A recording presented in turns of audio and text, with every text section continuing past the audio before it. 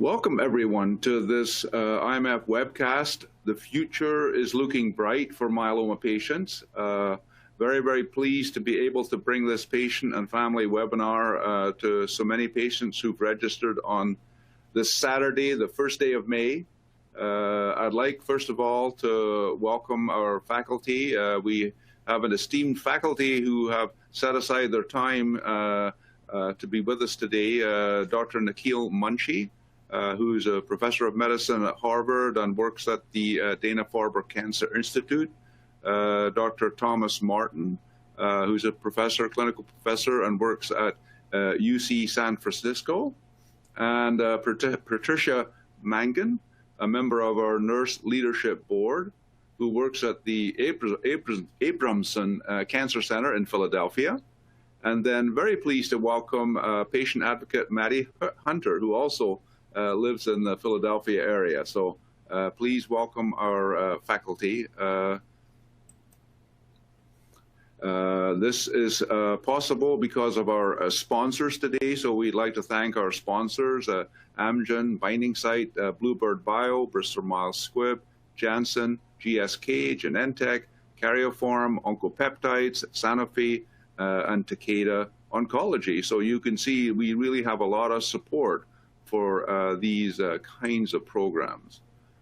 So there will be a video replay of this session, and also slides will be available after this is completed. At the end of the program today, if you are able to, we'd like you to complete a feedback survey that will be most helpful to us in trying to always improve and do the best that we can in providing this information to you. The agenda today will be in two parts. We found that with these virtual meetings, it's good to take a short break. So in each session, we will have 3 presentations and then a panel discussion, short break, and then 3 sessions and another panel discussion. In this first session, which is coming right up, I will present Myeloma 101.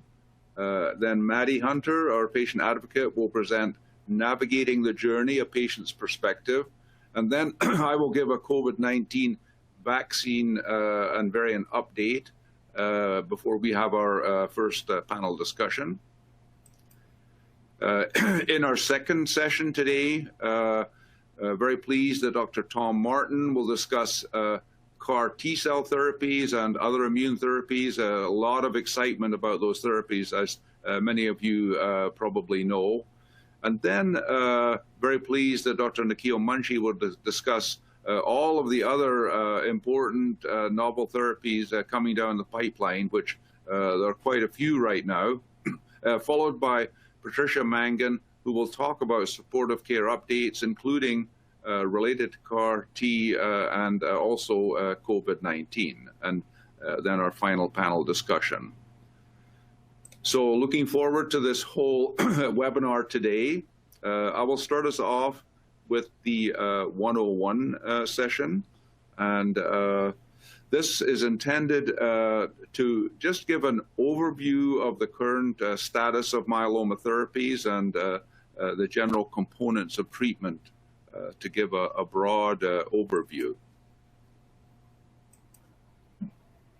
And so I think that for patients learning that they have myeloma, and for every patient now with myeloma, it's clear that myeloma has become very much a treatable disease, which was certainly not the case in years past. And right now, a newly diagnosed patient can expect over 90% of the time that the treatment will work and achieve a response, which means that the myeloma would be reduced by at least 50% and come into some degree of remission. The other important overview points for myeloma patients is that first remission these days is most likely going to be 4 years, and with some of the newer combinations moving into quadruplets, 4 drug combinations could be even longer than that.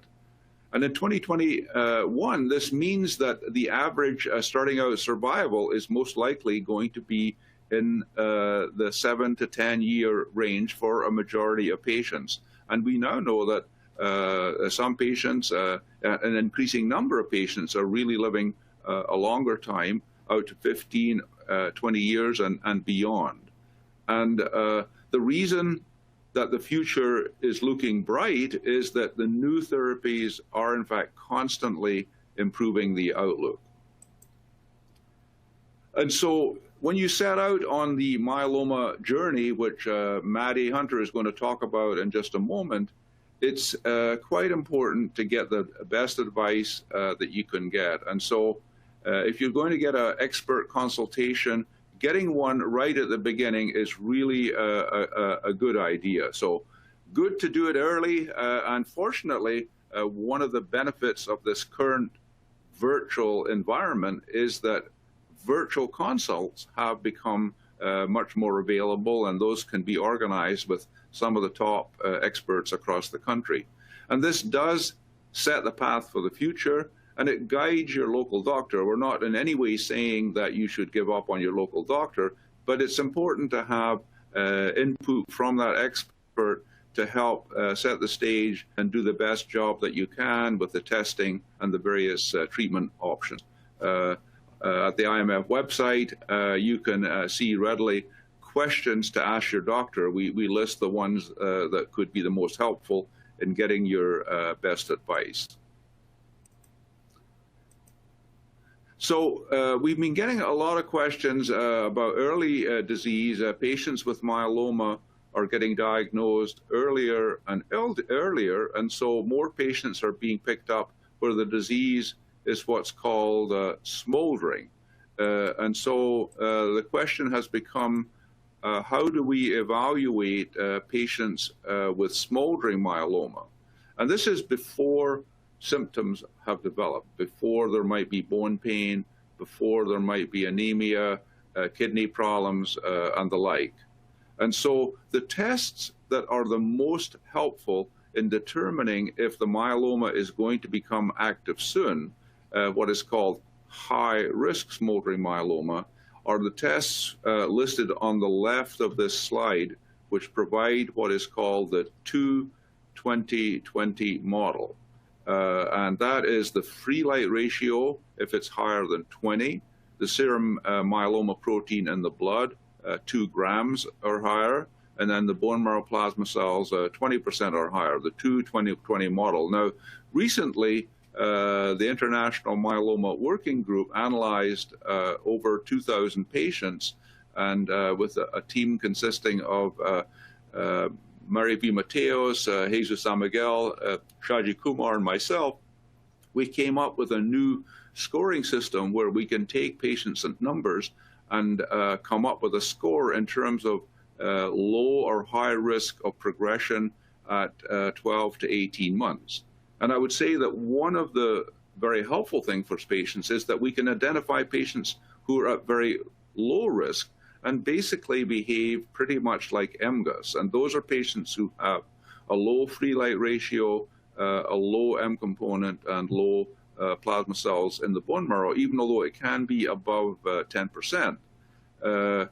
On the flip side of that, the factor which really indicates the highest likelihood of progression is an increasing percentage of plasma cells in the bone marrow, particularly in that 25–30% range and higher. So when should treatment be started? When should it be initiated? And so now, looking at the recommendations that we have, over on the left here, obviously the CRAB criteria, calcium, renal, anemia, and bone, the standard criteria for myeloma, but also what are called the SLIM CRAB criteria, or the new diagnostic criteria, based upon 60% plasma cells in the bone marrow, a free light ratio of over 100, or more than one focal lesion on some type of imaging study. So you'll notice here the free light ratio of 100, and so for high-risk smoldering, it's above 20. And so there's a range between 20 and 100, which is the zone in which we're evaluating right now, if a patient might fall into the high-risk smoldering, where the progression could occur in 1 to 2 years. And this is an area where clinical trials can be considered versus treatment for myeloma for all patients in this left group here. And patients in the low group, we would obviously observe for the time being. So for high-risk smoldering, should one still observe? Well, there have been a number of studies now that would suggest that probably it's good to intervene in some way, but there are 3 broad types of option. One could use Revlimid and Dex, which has been shown by a couple of major studies, randomized studies, to delay the progression and improve survival. Or one could consider myeloma therapy, which we'll talk about in a moment, a triplet or a quadruplet with DARA added to VRD, which we'll talk about shortly, or more of a curative type of therapy where you're really trying to achieve what would be called minimal residual disease undetected, where you're really trying to get rid of every little bit of myeloma, where if you check the bone marrow, there would be 0 myeloma out of 1 million cells tested. And so 2 trials have been conducted of this type, a CAESAR trial in Spain, Kyprolis, Revlimid, and Dex with autologous stem cell transplant, and then in the US, the ASCENT trial, where daratumumab, the monoclonal antibody against CD38, has been added in. And so very important aspects to discuss with your doctor, whether you want to go for that cure type or something lesser. Now, as you're starting out with the diagnosis of myeloma, the major things which indicate active disease are the percentage of plasma cells in the bone marrow. So myeloma is a cancer of the bone marrow, where the normal plasma cells, when they're abnormal, we call them myeloma cells. And the bone marrow tells you the percentage. And that percentage is very much linked to the activity of the myeloma and the amount of the myeloma. And the key thing in myeloma is that those plasma cells occur in patches. And where they are in patches, they can destroy the bone and cause what we call lesions, where the myeloma has triggered some destruction of the bone. And this, we don't see this type of thing too often these days because we pick up myeloma at such an early stage. But this is what myeloma bone disease can look like, where you get these dark spots, which are the what we call focal lesions. And we try to avoid those. That's what we're trying to prevent by starting treatment early.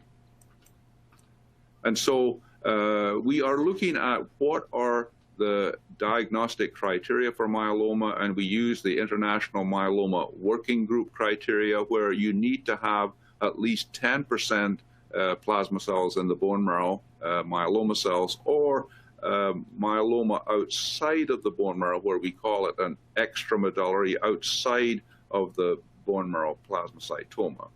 But then we need to have myeloma-defining events, which would be either the CRAB criteria. Hold on a second here, so sorry about that. CRAB, the hypercalcemia, kidney problems, anemia, or bone lesions, or those lesser criteria that I mentioned, the new diagnostic criteria, just based on the plasma cells, free light, and having lesions on MRI or a CT scan. So additional testing that many of you may have had, which is quite important, we do chromosome testing in the bone marrow, which is called FISH testing, fluorescent in situ hybridization, which gives different colors to the chromosomes. And so if different chromosomes have to come together, that's what we call a translocation, where a little piece of one chromosome, like a green one, comes together with a red one, and it gives you a green dot and a red dot. So then that means those have come together, and that gives you what's called a translocation. And one that happens is 11 and 14 coming together, which actually is a good risk factor. But sometimes for number 17, for example, you can lose part of that chromosome, and that's called 17p minus, where you lose the top piece. And this is more of a poor risk factor. And so we look at the FISH testing to guide our risk classification. But we use more sophisticated imaging, either PET scanning or MRI, to look for those lesions. Yellow here, actually more white here, and then in this type of presentation, the lesions are actually the dark spots, which can be focal or diffuse. But in looking at the therapy, depending upon your age and your status, if you're more fragile, then patients could be eligible for transplant, or they may be ineligible for transplant related to age or different health conditions. And so the treatment would be initial therapy, either considering transplant or not, and then maintenance, or just going straight to consolidation and maintenance with supportive care along the way. Each year, guidelines are published related to this, and Dr. Vincent Rajkumar has a very, very excellent summary that was published this past year, which gives a very, very good overview of where we are in considering best options in the transplant and in the non-transplant setting. The very, very good news now, and why the future is looking bright, you can see over on the right-hand side of this slide here. And even since I made this slide very recently, there's one more addition here, CAR T-cell immune therapy, which we're going to talk about quite a bit today, is added to this list over here. And so as far as the initial therapy, frontline therapy, we have these triplets. The commonest one is VRD, but there are several different options of 3 drugs. And then you can also have a quadruplet where you could consider adding daratumumab to a triplet of some sort. And then maintenance we'll touch on. And then all of these new drugs, some of which have moved over to earlier use, but you can see some of the most recently approved, selinexor, belantamab, the antibody drug conjugate, and most recently the new type of a melphalan, melflufen, as well as the CAR T-cell therapies. And so this is where the notion of things looking so promising comes from. These are very, very many new drugs which are available and we're going to talk about. But the fundamental therapy and the standard of care right now happens to be a trial which was conducted through the Southwest Oncology Group back in 2007. So we have 10, 12 years of follow-up. And this was comparing the triplet versus the doublet, VRD versus Lendex, RD. And the main thing that was evident with this trial is that a triplet turned out to be better than the doublet. And this is one of the trials that shows us that it's a good idea to start out with this 3-drug combination, because the PFS, or the length of the remission, progression-free survival, the remission, length of the remission, is coming out towards 4 years. And over here, you can see overall survival, over half the patients still alive with VRD beyond 7 years. So very, very good results. So I think it's helpful for all patients to understand where are we with our expectations about treatment in 2029.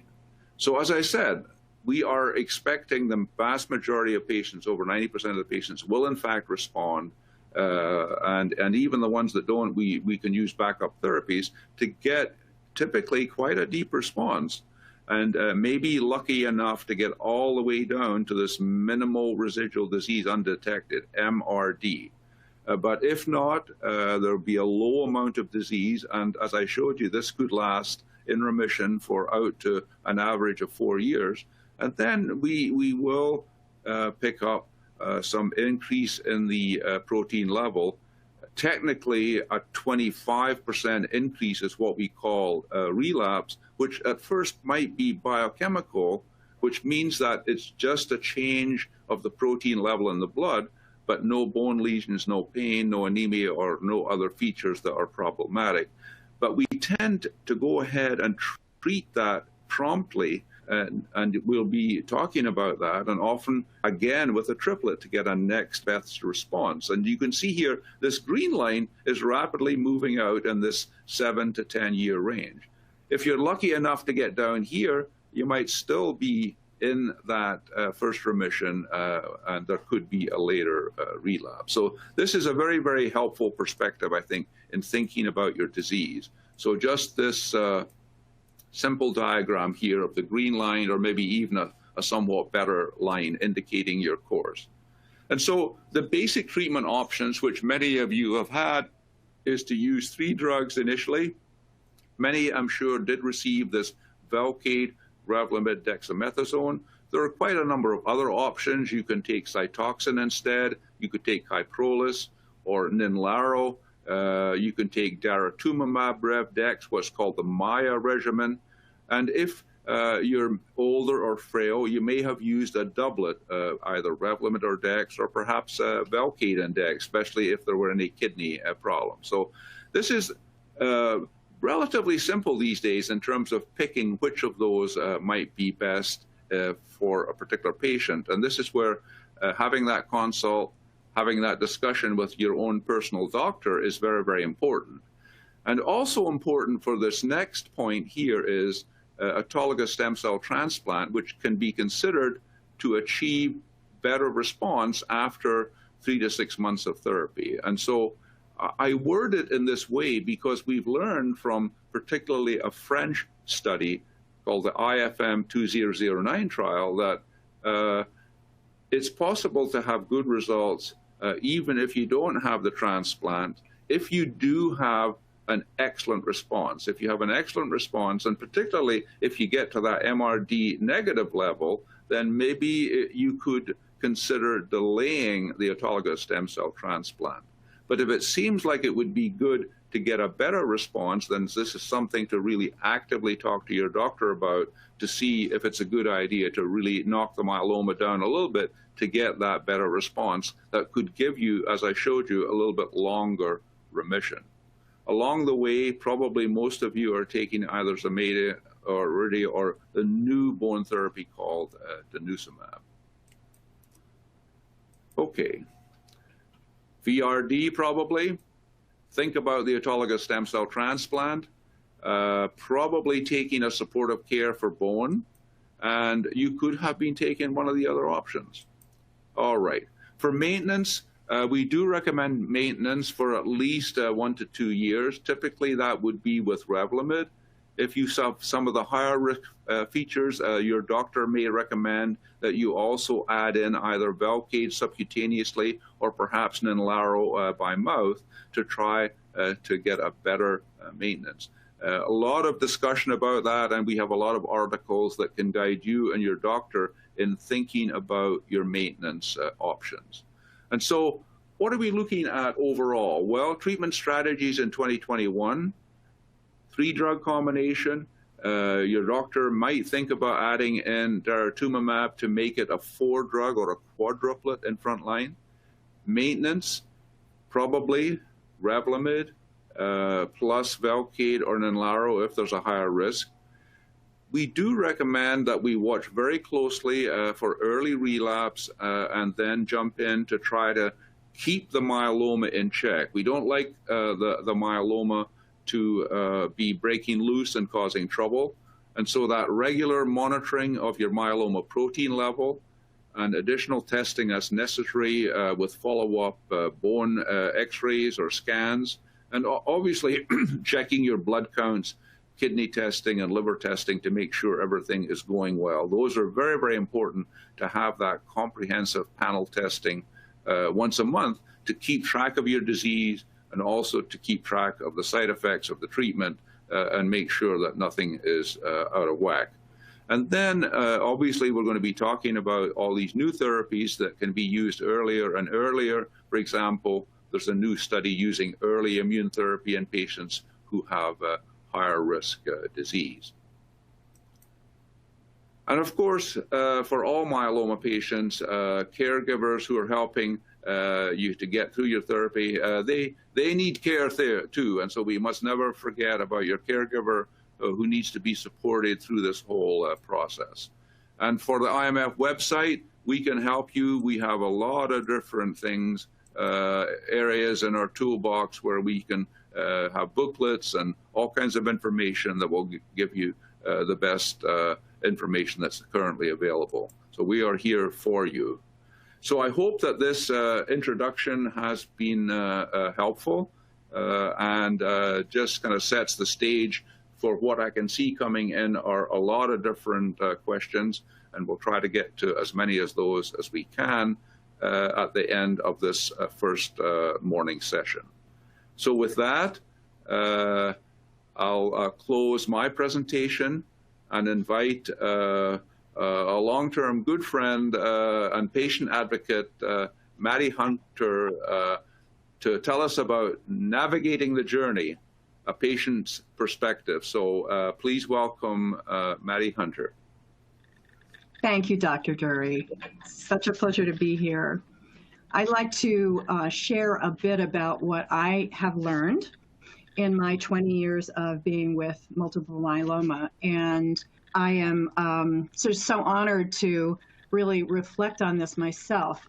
So I've been a patient for 20 years, and this compass really represents my view of what each of us individually comes up with as strategies for navigating. And I recognize that all of us are different. We all have different needs. But I think my experience and the experience of the people in my support group in Philadelphia have really helped me to see that there are some really powerful pieces that we all can take into account. And I'm going to try and illustrate those today with my own experience. I was a leadership coach for many years, and I noticed that the leaders who were the most effective were always questioning how to become more self-aware and to understand themselves better. And when I became a patient, I recognized that the same elements are true.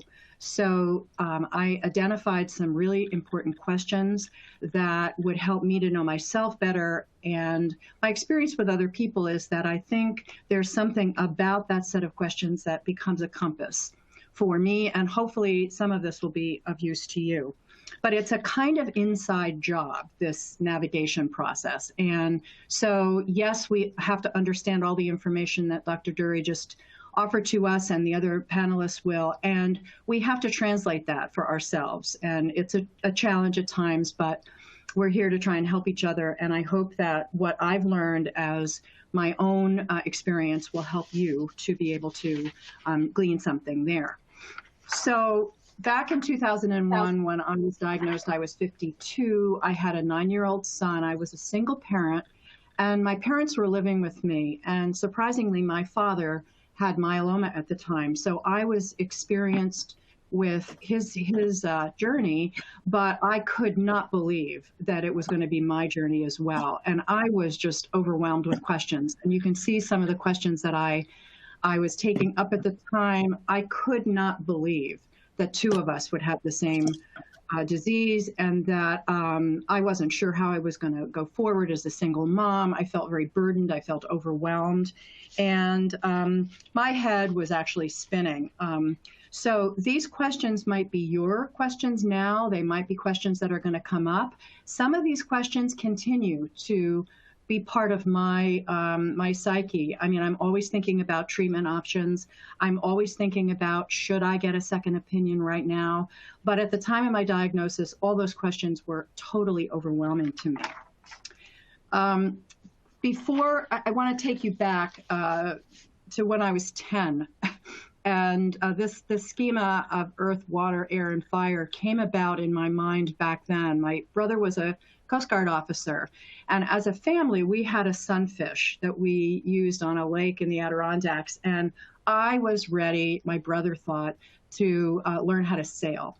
And I was so eager. My parents had really restricted my use of it independently. I wanted to sail. And so he got the sunfish out on the bank of the lake. And instead of immediately getting into the boat, he said, oh, no. We have to think about some things before you get in the boat, which frustrated me terribly. But on we went, and he gave me a bit of instruction in how to read the wind, how to read the water when the wind hit the water, how to track the landmarks on the bank, how to watch the birds that were above us to get hints about the wind. And he believed that all of that was going to make me safer. And at the time, I did not appreciate this. It was just, stalling for what I wanted. But the truth was that this schema of thinking about the elements of air and water and earth really helped me. And I'll explain how the fire fits in there. We never had a fire related to our ship, our boat. So each of these elements became a set of questions that I have now become accustomed to asking myself. And I think knowing the right questions at every stage in our myeloma journey is very important. So let's look at earth first. So for me, earth means feeling grounded, having your feet planted on the ground. And I know a question I ask myself is, what do I need to feel more grounded and to feel in control? And I think probably from my experience with the people I coach and in my support group, we're all asking this question quite a lot. The first element of this is finding a myeloma specialist, as Dr. Durie has wisely suggested, but to build a relationship with that specialist, and a good one, a good relationship. We each have our own criteria for what that might mean. For me, it meant I wanted a doctor who was going to deal well with my asking questions, who was going to be available to me when I needed him or her, and was going to be willing to consult with a local oncologist when I started treatment, because I live a number of hours away from my main oncologist, my main specialist, and I wanted a relationship there. And not all myeloma specialists are comfortable doing this, but that's my criteria. Your criteria may be very different, but knowing what your criteria is really important. Also, I knew that to stay grounded, I was going to have to keep learning. And boy, are we lucky. When I first started my journey, there was not the wealth of ways to learn that there are now. There are webinars, there are publications, we have social media. Webinars like this are so vital. And these are things that help me feel more in control and become more knowledgeable, which then gives me a sense of power. I think this is my last point here, but it's not the thing that I think last. It's joining a support group. My support group has provided not only information to me, but shared experiences give more encouragement than anything else. And I can't suggest enough to folks to find support groups. It's pretty easy now with remote connections for those of you that aren't near a cancer center or a place where a support group meets to join remotely. And the encouragement and the personal tips that people have for managing through are worth a lot. So for me, that's a really important piece. Now, water, the idea of water, I think of as nourishment, and practically speaking, we need to drink a lot of water. This has been a really difficult thing for me to learn. I was never a drinker of water before I was diagnosed, and because my kidneys are impaired, I knew I needed to do this. And despite the fact that we all know this is not a new thing, trying to get enough water is a whole nother thing. In our support group, we share tips about how to do this. And I have this bottle right here, which is my friend. It's attached to my hip, and I drink as much as I can. But another kind of nourishment that I think I need is movement. We all need to move, and at different stages in our treatment, we're going to be able to do movement in different ways. So when I was first diagnosed and on lots of decks, it was hard for me to walk great distances, which is what I do now, but I swam instead. We have people in our support group that do chair exercising and chair yoga. There are so many exercise classes now that we can do from the comfort of our home. So there's a way to move even if you're just in a chair. And I think that for me helps me know that I'm nourishing my body and my spirit, actually. What nourishment I need includes support. And this was also a hard thing for me. I'm very independent.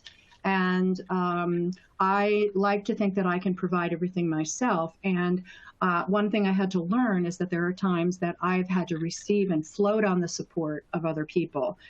I'll never forget a really close friend of mine who got very upset with my deferring and saying, oh, no, I'm fine. I don't need any help, because she said it robbed her of the opportunity to help me. And I'd never thought of it as taking away from someone else. I thought it was something that I could save someone from a burden. So this is one that I keep having to learn. Unfortunately, it's a tough one for me. And then the last kind of nourishment that I'll share in my own compass is beliefs. We all have beliefs that help support our journey. Sometimes we have beliefs that don't support our journey as well. But for me, the nourishing part are beliefs. So some of us have religious beliefs or spiritual beliefs that we rely on to help us. I've been a practitioner of something called sacred theater for almost 30 years now. And some of my buddies in Philadelphia chuckle at this, but it's a community of people that come together through the performing arts and drama and writing to explore our lives as sacred plays. This has given me a lot of nourishment in that community. But knowing what your beliefs are and what they can do to help you is another part of your compass. Air. So again, there's a practical side of this. What do we need to breathe in? We need to take deep breaths. We need to remember to breathe when we're anxious and have moments when we're challenged. And, for all of us, it's different. I mean, opening up a lab report for me still carries a bit of challenge after 20 years. And so I have to remember to really take a breath before I do that. When I was first diagnosed, I had to do a lot of deep breathing in order to overcome the anxiety. Some of us may have those moments when we have to do biopsies or when we're approaching a decision about treatment. Remembering that the power of deep breathing is really important. But we also need to figuratively breathe things in. So I need to continue to breathe in hope and breathe in optimism and not forget that that's something available to me. I also need to exhale certain things. So the figurative side of this is what I'm really talking about. I needed to get rid of and breathe out my commitment to perfectionism, which I've had since I was a young woman. And having that sense that there's only one way to do something and I have to be perfect at it. I have to make the perfect treatment decision. I have to make the perfect approach to my side effects. These things I had to really let go of. And so I like to think of breathing in a sense of I'm going to be fine, and breathe out a sense of doubt and second guessing myself. And this is sort of a practice I have of remembering these things when I breathe. My last element in my compass is fire. And although this doesn't, harken back to my sailing example, what sparks me and makes me alive is something that I have. And when we're new with the journey, we may not think that it's important to remember that we can have a quality of life while we're going through treatment. And those people who, in my experience, who don't lose track of what enlivens them and what makes them happy, end up with a better quality in their journey. In my support group, we talk about ways to cope with our various aspects of our journey. And what I notice is that people who really can have the hobbies, can have the enjoyment of family, can build in things in their lives that have always sparked them, tend to do better. And not better in the sense of the clinical markers that Dr. Durie was talking about, but just feeling more satisfied and more happy.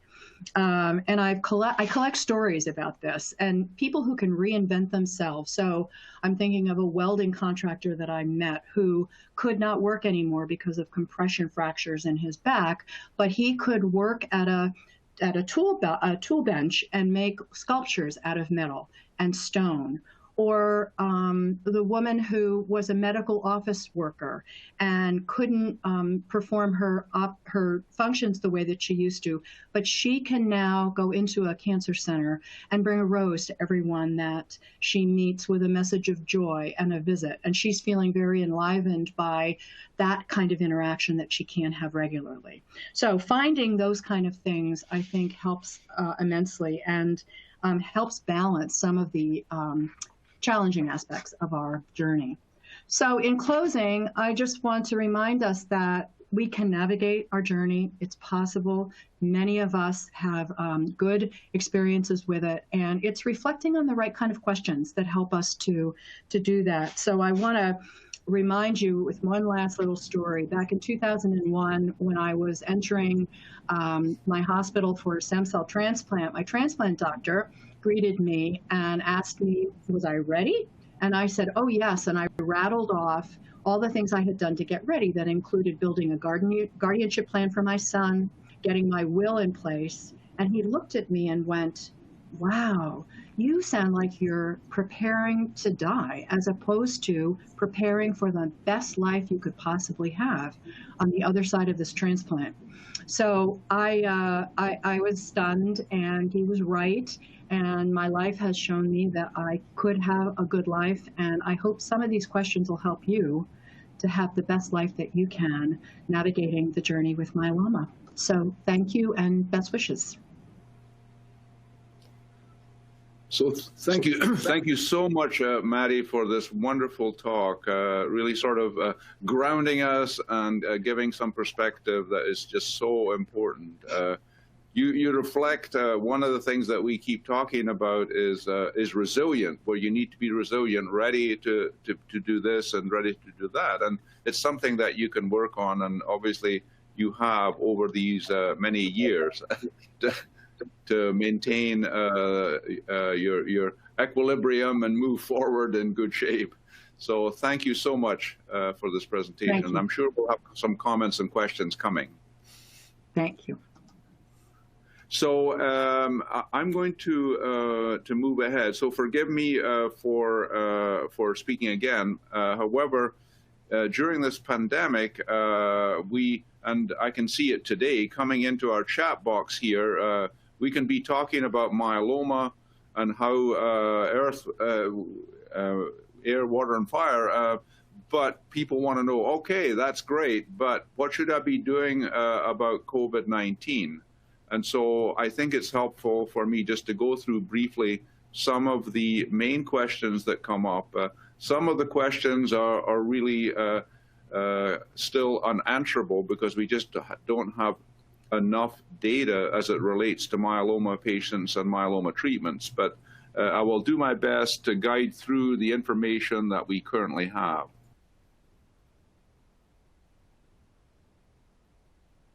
And so, are we in this pandemic? And this map of the world shows where the most cases have been in the past week. And across the U.S., we do continue to have states where there is a lot of COVID activity. States like here in California, the community rate is less than 1%, and we're doing very nicely.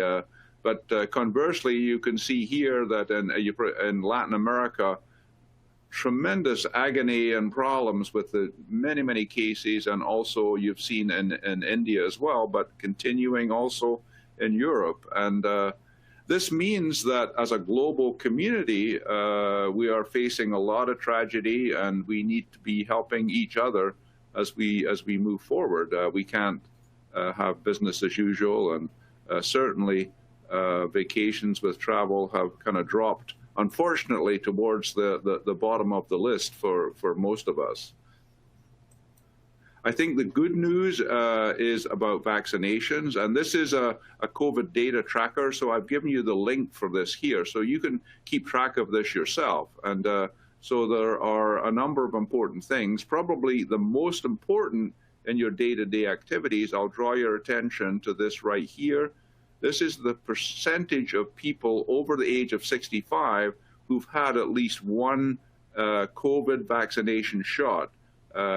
most likely a Pfizer or Moderna shot, over 82%.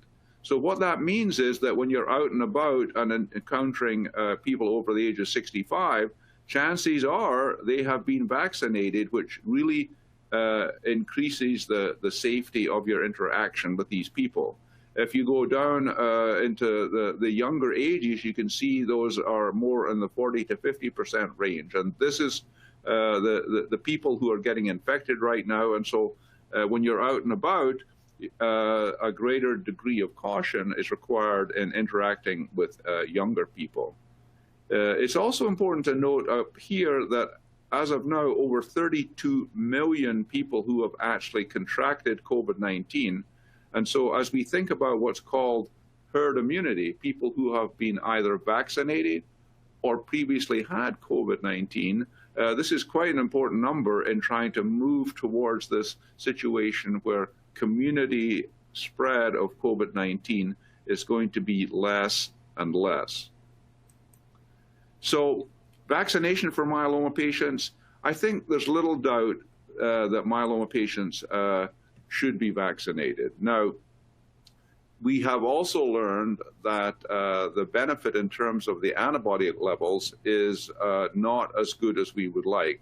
A recent study from Greece was kind of disappointing in that it showed, certainly for elder patients, these were patients in Greece who were first vaccinated, who were in their 70s, 80s, and higher, they were having quite low antibody levels compared to normal. But what we don't know is if some of those lower levels, which might be in a 20 to 30% range, maybe are sufficient to reduce the risk of severe disease and certainly of getting critically ill. And so I think that for that reason, it's so very, very important to get vaccination. And I'll talk about the side effects, but in general, very, very well tolerated. As far as when you should take the vaccination, if you are on treatment, try to do it when you're not taking active treatment. If you're on Revlimid maintenance, take it when you're off, the week off. If you're taking Darzalex or Faspro, don't take it on the day of the shot. Try to avoid it at a time where you're getting active treatment. If you've just had a stem cell transplant, we don't recommend getting vaccinated within the first couple of months or more after a stem cell transplant. So there are some common sense guidelines, and do talk to your doctor about that. So checking the antibody levels, this is okay if it's available to you. And what we're talking about here are neutralizing antibodies. So these are not the antibodies that would indicate that you had the infection. These are neutralizing antibodies to indicate that the antibodies are capable of overcoming the infection. And those can be checked 2-3 weeks after a vaccination. In the Greek study, they did it on day 22 after the first shot. So they were only evaluating the first of 2 shots. Now, it's quite disconcerting in the news. We've been reading that some people have been skipping their second shot. Certainly for a myeloma patient, this is not a good idea. You need that second shot at 3 weeks or 4 weeks. And actually, the big discussion among the myeloma doctors right now is for myeloma patients, we should really be thinking about maybe a third booster. And this will probably come to pass in the early fall, maybe. Both Pfizer and Moderna are developing vaccines that would work against these new variants, like the UK variant, which is the B.1.1.7. This is a variant that seems to be more infectious, possibly more dangerous. And the vaccines can be rapidly modified to work against these new variants. So this is the good news about these new vaccines, which really represent a tremendous medical breakthrough, actually. And we can be looking toward 2 things, maybe a booster shot for myeloma patients to try to get better antibody levels, And probably what's going to happen is that we're all going to be having these vaccine shots on an annual basis, because unfortunately, I think that the COVID-19 is going to be with us for a bit of time. So the Pfizer and Moderna, you've read about 94, 95% efficacy and really no major side effects. The J&J was very much in the news because of these rare blood clot risks, mostly for younger women. The first cases were in young women between the age of 15 and 48, and so mostly not in the age where someone might have myeloma. The AstraZeneca, it doesn't seem that this will become broadly available in the US, also has some blood clot risk. But the main thing for all of those is that they do have a 100% reduction of hospitalizations and death. Yeah, and you get the little card. Yeah, so so let me go back to that. Yeah, so you do.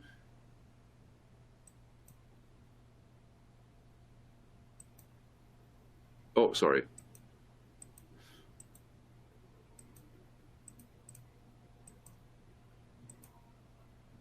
Yes, you do get your little card. So I did want, the reason I'm coming back to this is that you hear on the news that maybe it's quite important and maybe you should get it laminated to keep it safe. I don't think you should get it laminated for a couple of reasons. One is it could burn up in the laminator, but the second one is you'll notice that there are some spots down here for extra vaccinations. And so actually this is a card that you're going to be continuing to use. And so this is kind of an active card where they will mark down if you get an extra booster or maybe a vaccination for next year. So I suggest you keep it in a safe place, but do not get it laminated. So new guidelines came out from the CDC, which I'm going to show a diagram of in just a moment. But my feeling is masks are still required for myeloma patients because of this problem where the antibody responses are not as good as we would like. COVID is transmitted through the air. We still have these variants floating around, the B117, and there are local variants in California and other parts of the country that are a challenge. And we need to be aware that people without symptoms, particularly young people that you come in contact, could be infected, and we just need to be wary of that. And so I still suggest avoiding major travel. No trains and planes for now is my suggestion, unless you really have to, and then, of course, masks would be required. You can get the best mask possible now, and you can go to the website. I do suggest getting the best ones, N95. You can also use a double masking, which is a really good idea. You can also use goggles, not Googles, if you're really in a risky situation, especially since your antibody levels may not be ideal. These are the new CDC guidelines, and I would point out a few things. Over on the right here, you'll see if you're vaccinated, all these different activities are considered to be green or safer, okay? But you'll also notice that most of them still require a mask, and I think that that is especially true for myeloma patients. The reason I have the arrow here is that's where there would be an in-person myeloma meeting, and you see it falls right down close to a red zone. So I think it still continues to be a little bit tricky to be thinking about having indoor meetings.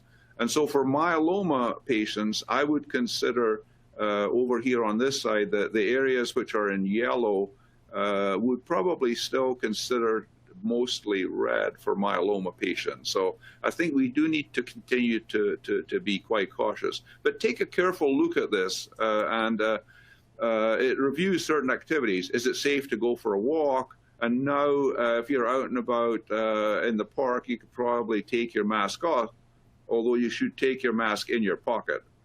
Can you go to the dentist wearing your mask? Mostly that should be quite safe. Dentists have very, very strict guidelines now. So yes, yes with care, okay? Things to think about if you're in an indoor space, who was there before? what are local mask guidelines currently. Be very aware of the ventilation and also the spacing. Most indoor spaces are having 25 to 50% occupancy, and I think that's very, very important right now. So think about it. Common issues, pandemic fatigue. We've all been stressed by this pandemic. It's so difficult, especially since if you're not used to Zooming and all of that, you may not be prepared to have a Zoom appointment. And so your healthcare team may not be fully coordinated in the normal way, although most have reopened and are very safe to go in to the office because they have such good precautions in place. But some patients definitely are needing help, electronic help, to really get the contact and information that they need. So it can be tricky, and so it's real for everyone, this kind of fatigue, and it's so important to reach out to family and friends. Try to de-stress, so I strongly support what Maddie was telling you, and one way to have a good laugh is to look at the penguins from the Shed Aquarium, where they take them out on trips, and watching penguins go out on trips is really remarkably funny.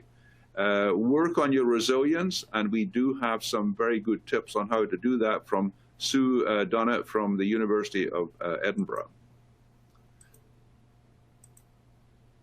This is a very, very excellent tool in the New York Times. If you're looking at what are you going to be doing, who will you be with, and so for the various activities that you might be planning, I recommend that you take a close look at that.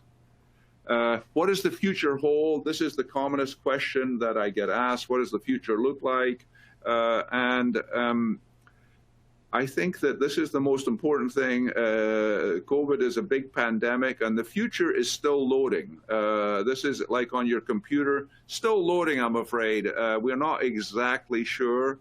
It's going to be good if we can get close to this herd immunity where it can be safe or safer to be out and about. However, right now we're facing these new variants, and for myeloma patients, probably the need for booster vaccination.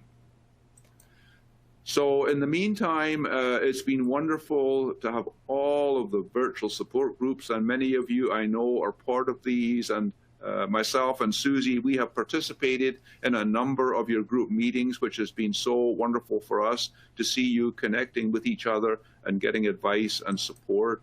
Really wonderful for all of you in these groups, and so many across the country. And it's important that we are getting through this together.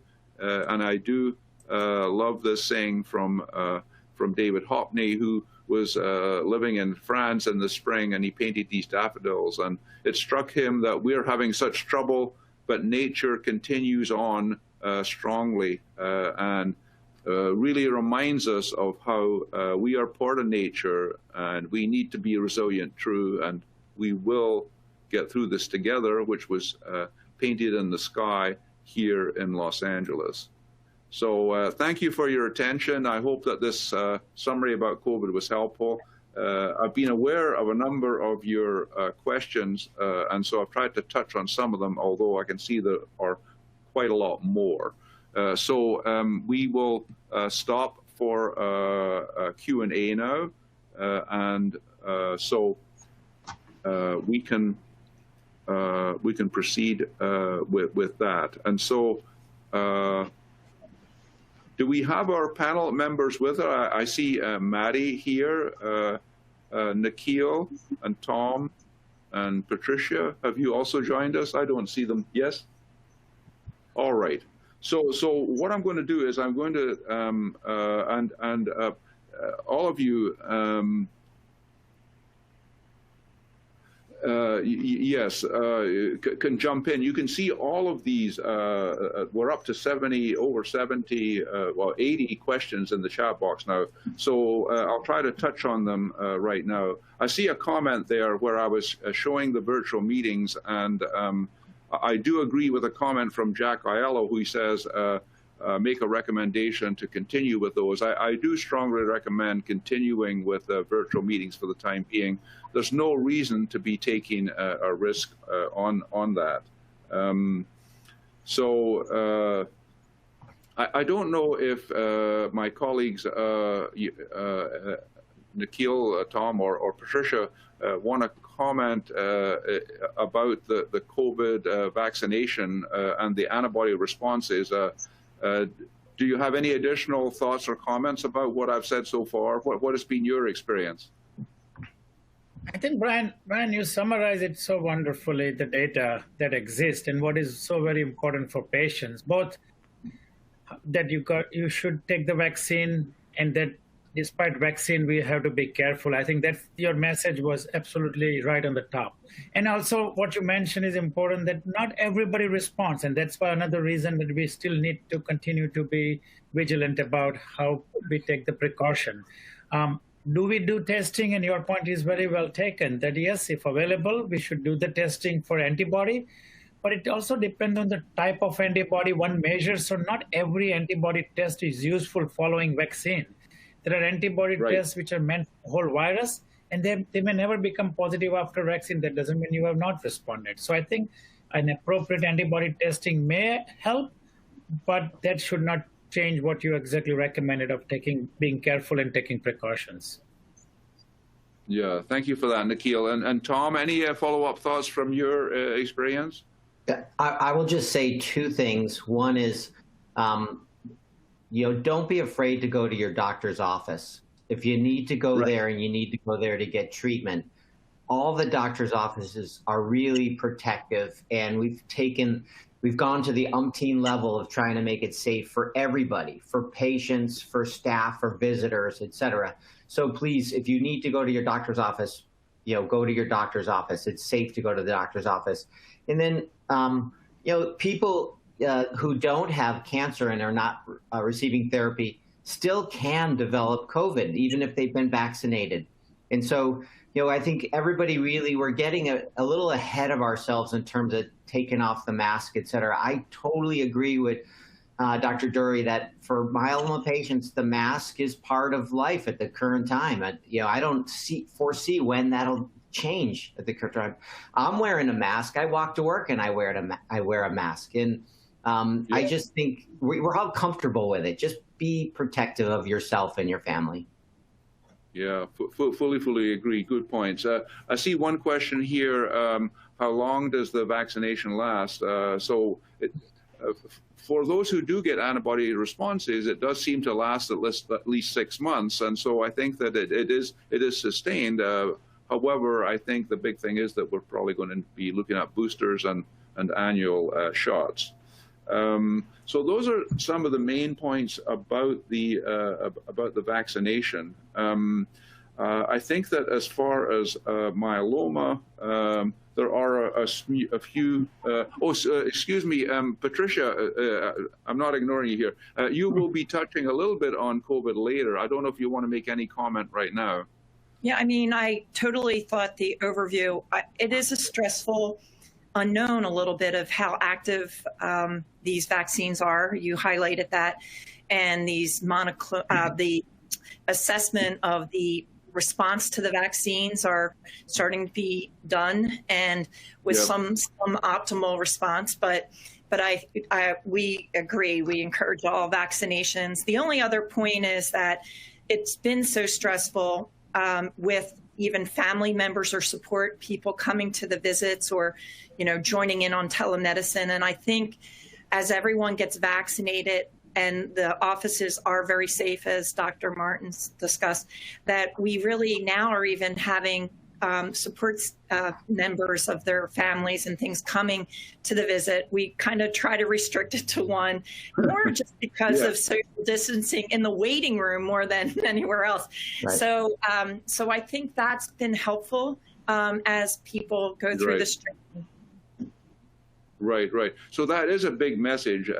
COVID infections are occurring in the community, and it's been studied now. I mean, very, very few COVID infections have actually occurred in the clinic or hospital setting, and so I think very important for myeloma patients to continue with their treatments, get their assessments, and really stay on top of keeping their myeloma in remission. So we can cover a few different things here. One interesting one here is for maintenance, if you're allergic to Revlimid, what should you take? I don't know if anyone wants to talk about that. Well, you certainly don't want to take the Revlimid. Maybe just go with Velcade or Ninlaro. Brian, I can take it. There are two Yes. aspects to Revlimid, allergy or intolerance. Yeah. So there is a concept of detoxification or anti-allergic measures where there is a prescribed route where one starts at a very low dose and then slowly increase. And there was a study done at our institution where one in significant number of patients, one can overcome this this reaction to or intolerance to Revlimid can be overcome. So that's one possibility, and it's published, it's out there, and one can follow that. And the second one would be, as you said, the proteasome inhibitors are also very good maintenance strategy with or without steroid. And so if you can really not handle Revlimid, then those alternative also can be considered for maintenance. Now, daratumumab is being evaluated also as a possible maintenance with some reported benefits. So that's another added possibility one can think of. Absolutely, absolutely. Okay, I'm just looking at questions that may be broadly interesting. There is a few questions about extramedullary disease. So this is myeloma, a myeloma lesion, a soft tissue lesion that's outside the bone marrow. And the essential question is, do we change our treatment for that? And maybe Tom, do you want to answer that one? If you do a PET scan and you find that some of their disease is in a soft tissue area, how does that affect your treatment decisions? Yeah, so the extramedullary disease is typically after patients have received other therapies, and it's much more common on relapse. And honestly, when patients are more refractory to some of the medications. And there's some data that some of the novel agents can address and can be quite effective in extramedullary disease. In the triple class refractory scenario, I do think, we personally had some responses with people getting intravenous chemotherapy, like intravenous cyclophosphamide, and some of the new ones like melphalan flufenamide has some reports, and Dr. Richardson with Dr. Munchie's group has published on good effects in extramedullary disease. We've also had some responses with belantamab mafodotin, one of the BCMA targeted therapies. And then CAR T cells also have some ability to get to extramedullary disease. So we're still evaluating the best therapy, but there are definitely options out there. Right, and so you would take it into consideration when you're, especially in the relapse setting, would be looking at where there might be some data to show that there is benefit. Yeah, one lady had a myeloma in the pancreas, which is quite unusual. So you would certainly, in that case, be looking strongly for one of those newer therapies that might work well there. Okay, another comment, we can just comment. Strangely enough, Maddie did touch on this. His question is whether myeloma runs in the family. I mean, obviously it can. Maddie just mentioned it. But this is relatively rare, although I think we all have patients where other family members have had or do have myeloma, actually. It runs in that kind of less than 5% range. For the majority of patients, it's not something where we're testing the family members because we're not really looking for myeloma in that way. It's a question about mass spectrometry. Maybe any of you could comment. Are any of you actually using mass spectrometry testing right at the minute? Mass spectrometry is a very sensitive way to test the level of the myeloma protein in the blood. Tom, are you using that yet, or? We have added it to our correlative studies for some of our trials, some of the trials that started at UCSF. But routinely following for patients, we have not started to do that yet. But I'm a big proponent of that because the MRD, which is the holy grail, it's difficult doing bone marrows. If we could do it with mass spec and a blood test, that would be so much better, obviously. Right. And so we're evaluating that in the trial setting and actually the ASCENT trial, where we're looking at daratumumab KRD, where mass spec is one of the ways that we're evaluating if we've achieved a really good response. Nikhil, I suspect maybe you're using mass spec in some of your trials, right? In the trials for sure, but not in the routine care, and mainly because we still don't know how best to evaluate. I think MRD, as we do it, is interesting, has a real value. But where does mass spec mediated CR or not stands, we have to still learn. So in a routine practice, we are trying to collect samples to understand what does mass spec positivity or negativity mean. And hopefully one day, if that or something else replaces MRD bone marrow, that would be the real winner. Absolutely. I'm just looking at all the different ones. Should a myeloma patient continue to stay away from church services? I would most likely say yes, although out here in California, a number are having them in outside spaces. And as we move into the warmer weather, I mean, people are being very creative and having some patio settings and outside settings, including for church and all kinds of things. So I would certainly encourage that. Someone's asking me about the chromosome testing, the 1114 and the 17p minus. I don't know if anyone wants to comment on that. I think the main thing is that I think is sort of paradoxical is that although we do test for those FISH testing chromosomes, mostly we don't alter our initial therapy based on that. Is that fair? That is correct. That is correct. Not the first treatment, yes. Absolutely. Exactly. We make note of it, but we still give the same treatment, which is kind of puzzling for patients because we tend to be so focused on it and then we don't do anything about it. So, okay, I think that we have mostly covered many of these questions.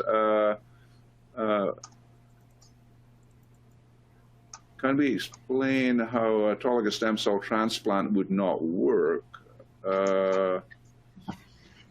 Well, I don't really want to comment on that. So sometimes, I mean, autologous stem cell transplant is high-dose melphalan.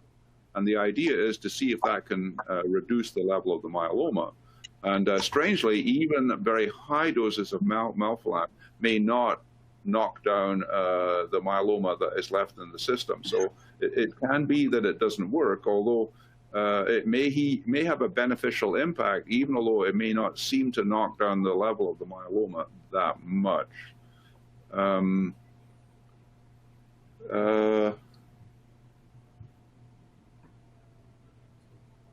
looking here.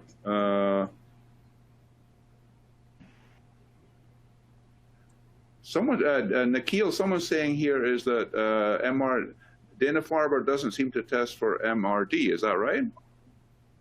No, that's not right. We have super interest in MRD. Question number 102. I'm like, that doesn't seem right. Dr. Macy has published the meta-analysis of MRD. I think he does quite a bit of MRD. I think, yeah. Right. No, we all very much believe in MRD. and absolutely.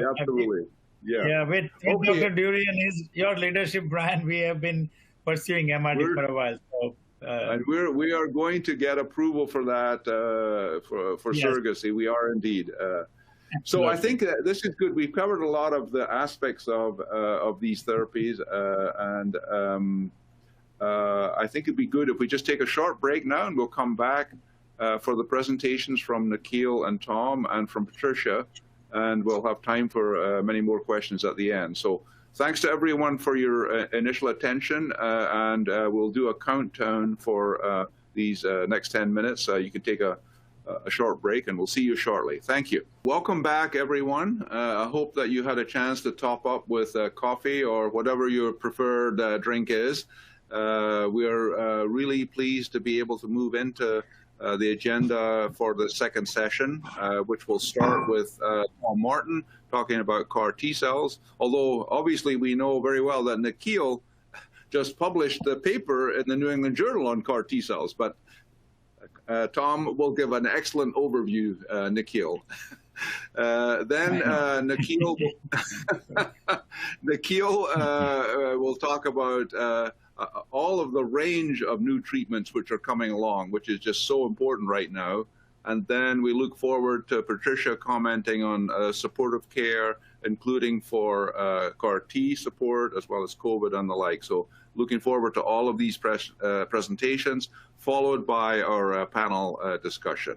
So first of all, I'd like to welcome Dr. Tom Martin, who's USCF Helen Diller Family Comprehensive Cancer clinical professor and has a particular interest in immune therapies and has been involved with quite a number of the recent immune therapy trials. So Tom, welcome. I turn it over to you. Thank you very much, Brian. And I will tell the audience that the collective knowledge and experience with CARs is huge on this call today, with Patricia from Penn and Dr. Mungie, who just published what we all believe is one of the most important publications in New England Journal of Medicine on CAR T cells, and has now launched our ability to use these as standard of care therapy. And so this is perfect timing for us to have this talk. And instead of, I don't really want to show a lot of data slides and just go over numbers, et cetera. I kind of want to more describe the process for everybody. So everybody's familiar of what is a CAR T cell therapy and what are the side effects and how does it happen? And so that's mostly what I'm going to review. So you guys have seen this slide probably many times in the past. In the old belief in myeloma is that we would get our deepest response and our deepest remission after frontline therapy or first-line therapy. And then over time, as the myeloma had subsequent episodes of relapse, that we'd be less likely to get it to a deep remission. And lo and behold, here comes immunotherapy and CAR T cells, where I show at the right of the slide that CAR T cells have the ability, even in patients who've had many prior lines of therapy, to induce very deep and hopefully for the majority of people, durable remission. So we'll talk a little bit about that. Now, I think everybody's aware, and Dr. Durie said it, the tools that we have in our toolbox now, are many, many more, and they come in many different sizes, shapes, and are targeting different aspects of the myeloma cell and the microenvironment in the bone marrow around the myeloma cell. So this is really important in my mind for two reasons. One, we have many ways to go at myeloma to treat myeloma. And two, it's really important, as you've heard today, that if you haven't seen a myeloma specialist, because there's so many tools, and really to optimize when each tool is used, it really takes somebody that's in the field and, is what I say knee deep in myeloma studies and trials and et cetera. And now with video visits, I think most people can get at least a second opinion to help your local oncologist. So let's talk a little bit about immunotherapy. I like to tell people that, the immune system has many components. It has the Army, the Navy, and the Marines. It has NK cells. It has dendritic cells. It has T cells. It has B cells. When we talk about response to COVID vaccine and if people develop antibodies, we're only talking about a B lymphocyte response. we're not measuring what happens to the T cells or NK cells. And even though people may not have antibodies, they still may have a T cell response to the COVID-19 virus or the vaccine. And so don't get too worried about if you don't have antibodies. We are going to check and see if people get T cell responses in future research studies, et cetera.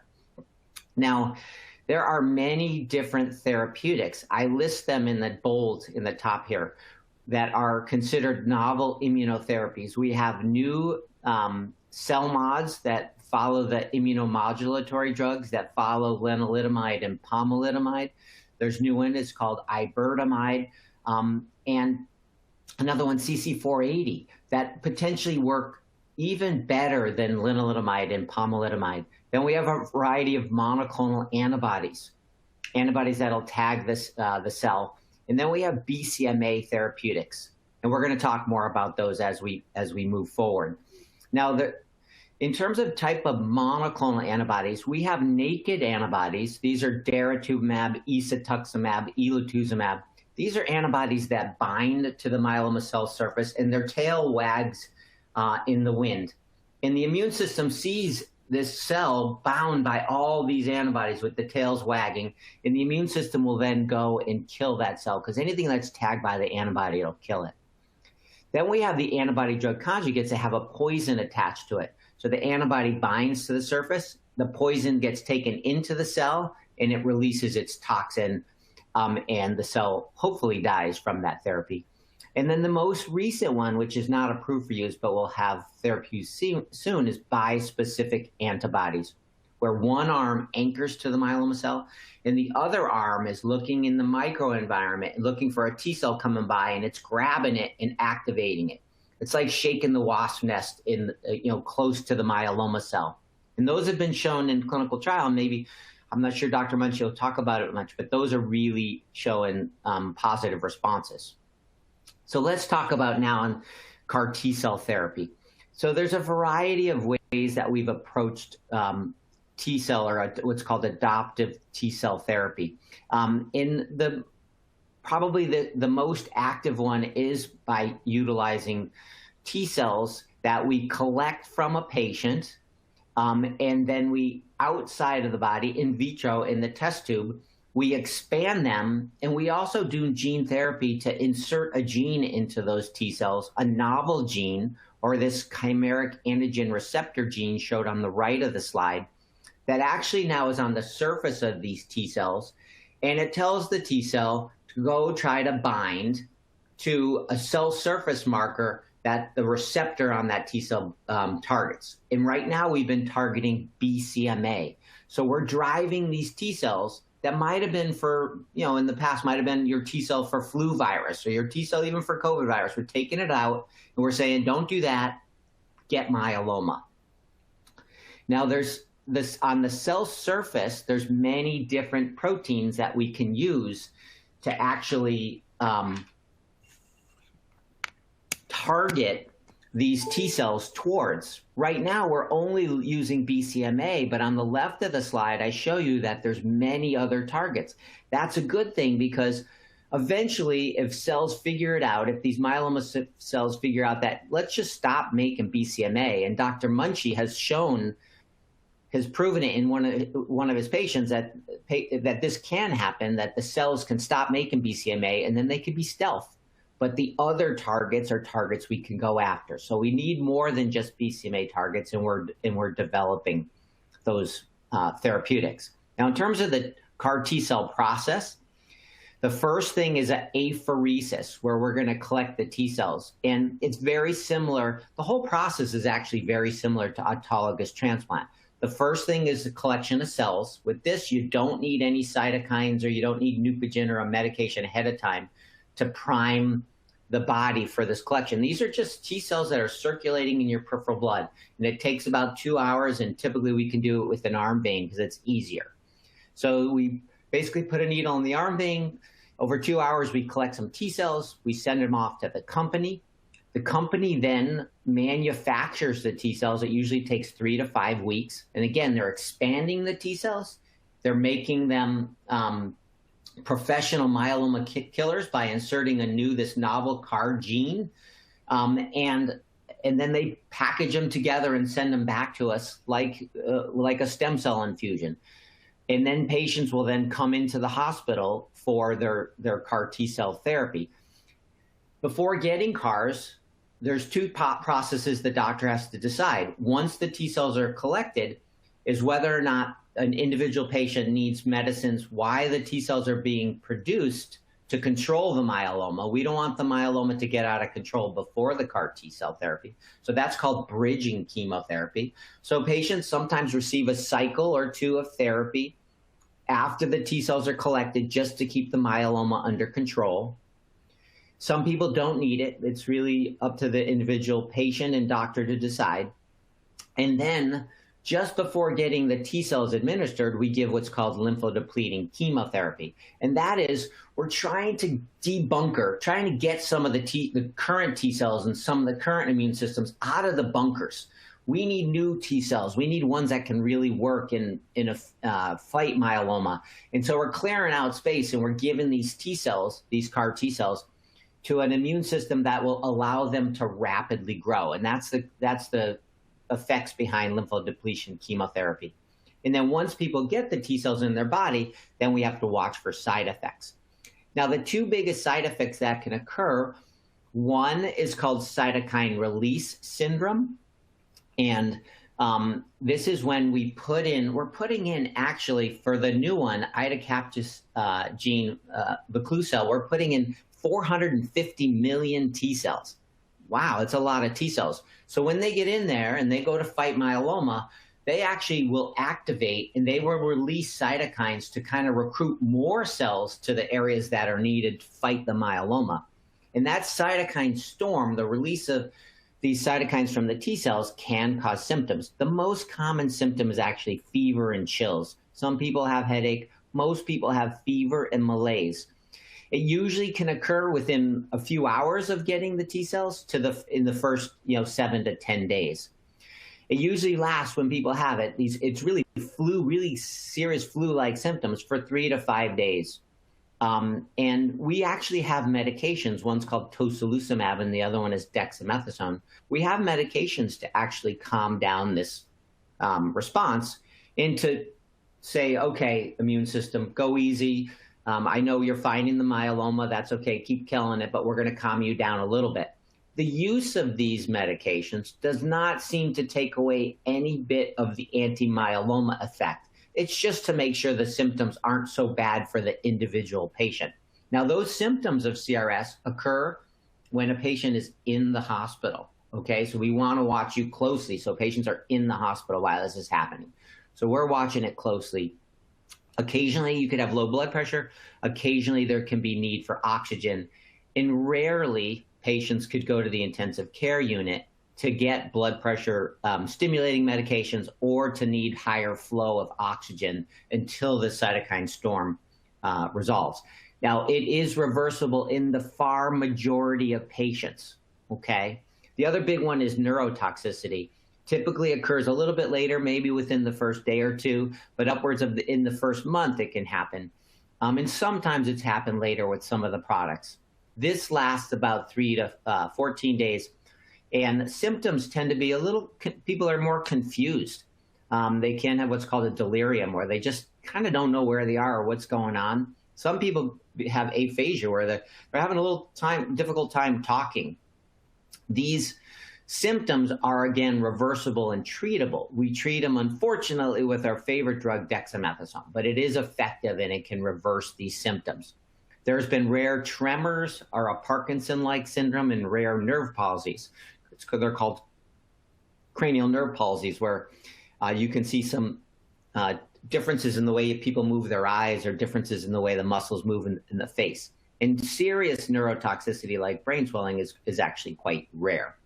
And then because of the lymphodepleting chemotherapy and the CARs, the cytokines, the blood counts can go low. So people do have low white blood cells, low platelets. People do need transfusions sometimes of red blood cells or platelets.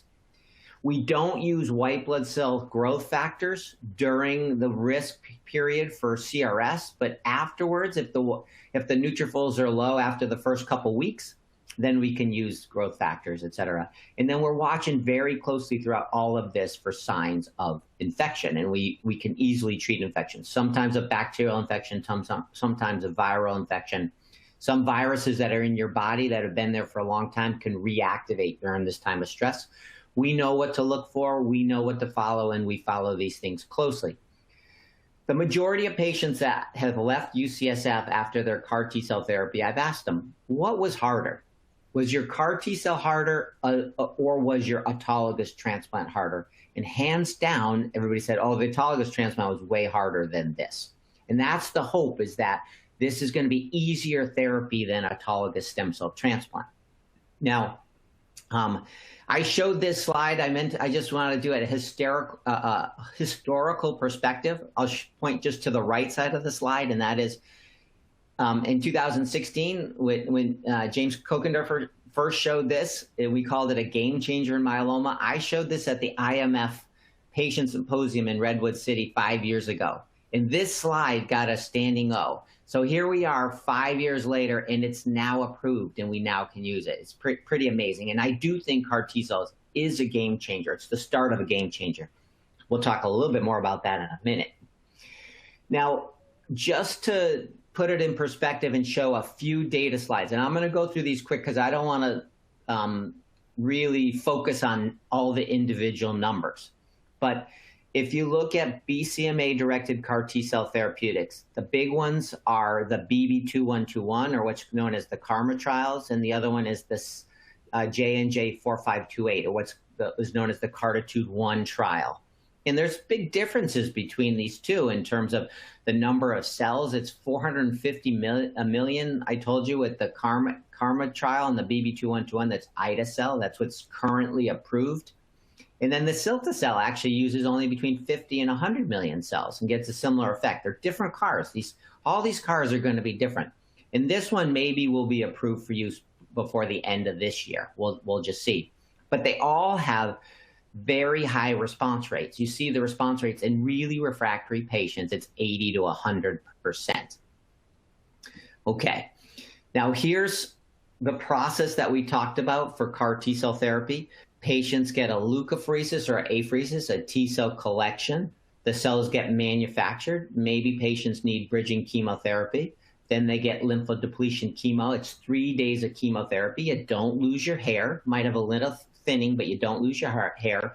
You get the CAR T-cell infusion, and then we're assessing how you're doing in terms of side effects. And typically we'll assess response at 1 month afterwards and at 3 months afterwards. And unfortunately, we recommend essentially another bone marrow biopsy, or a bone marrow biopsy to assess response at complete remission and probably at 3 months afterwards.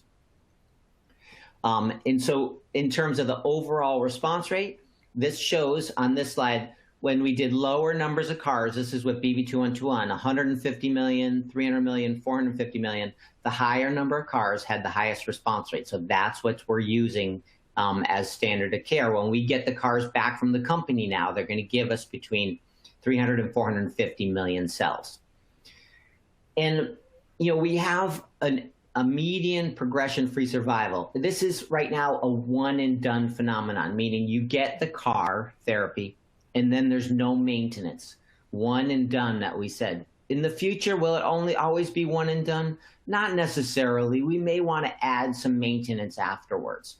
And I'm going to point to that for two things. One, on this slide, you see the progression-free survival curve. And on average, patients get 12 months of remission-free survival, progression-free survival.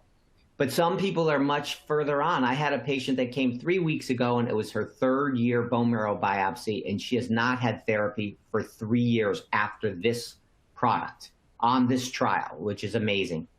To the right, I show PFS by the best response. And those people that are in CR are doing quite good. The patients who get a VGPR or just the PR aren't doing so well. So my current recommendation is going to be, or my thoughts are, we're going to do maintenance or additional therapy in those patients that get CARs and only get a PR or VGPR. Those people, we probably do need to augment the response. If you get a CR, great. If you don't, maybe we need to add medicines. And we're going to do this in clinical trials going forward.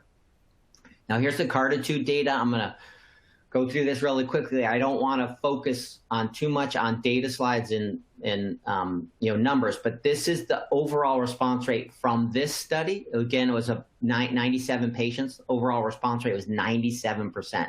Wow, pretty amazing. And here's the PFS curve. This PFS curve is pretty high at 12 months. It's 76%. This may actually have a PFS that's longer than the ide-cel. But again, this CAR won't be available till towards the end of the year. And to the right, I show the cilta-cel curve. What if it continues to keep going? What if they're still in remission 2 years later? If so, it might be that this might be a more effective CAR. We just don't know that at the current time. We have to see. So how do we improve CARs? The thing about CAR T-cell therapy is we can innovate. We can actually make better CARs. We can do better manufacturing. We can use better T-cells. We can try to get the T-cells that are going to last longer. We can do it in a better patient population, earlier lines of therapy, front line of therapy, lower disease burdens. We can go at different targets. We have many things that we're going to do to advance CAR T-cells. We haven't really been able to advance autologous transplant. And that's because we haven't been able to innovate around autologous transplant. With CARs, we're going to be able to do it. And so what does Dr. Martin say? My prediction for the future is that we're going to get initial therapy, probably a quad induction. And then after that, we probably are not going to do autologous transplant. Or if we do an autologous transplant, if there's disease left, we're going to do a CAR. But I think a CAR is going to replace autologous transplant. And in an early relapse, we're going to have novel CARs and novel antibodies. And I'll close by saying my fun thing to look at and my fun thing to talk about on our group is we're going to do induction therapy. We're going to do a CAR T-cell instead of autologous transplant. And hopefully we're going to be able to do a small amount of maintenance and stop therapy. For people who may not be a transplant candidate, we're still going to be able to do CARs. And I hope people are golfing, playing tennis, riding bikes, doing things they want to do, and not on myeloma therapy. And with that, I'll close, Brian.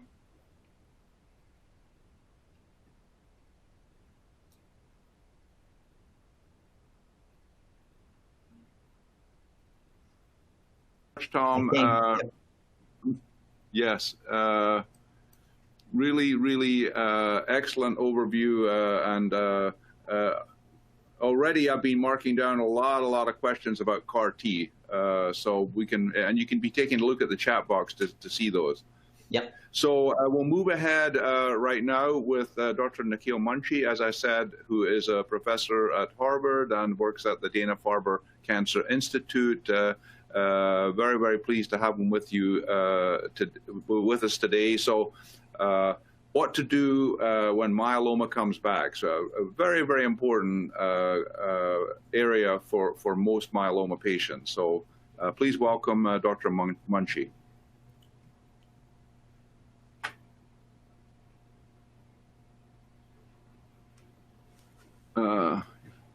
Nikhil is still here? Yeah, can you hear me? Yes, of course. Okay. Sorry, no, I was just sorry. I don't know what happened, but no, thank you so much for having me here. And I think it's such a appropriately titled and themed topic today. The future is looking bright, and I think as you heard the wonderful summary of CAR T advances from Dr. Martin, who has led some of the studies, that the future is looking brighter by the day. And I'll add to Dr. Martin's theme of where we are going with treatment of myeloma. So now when we talk about relapse, and then there's another word you will hear, refractory myeloma, what does that mean?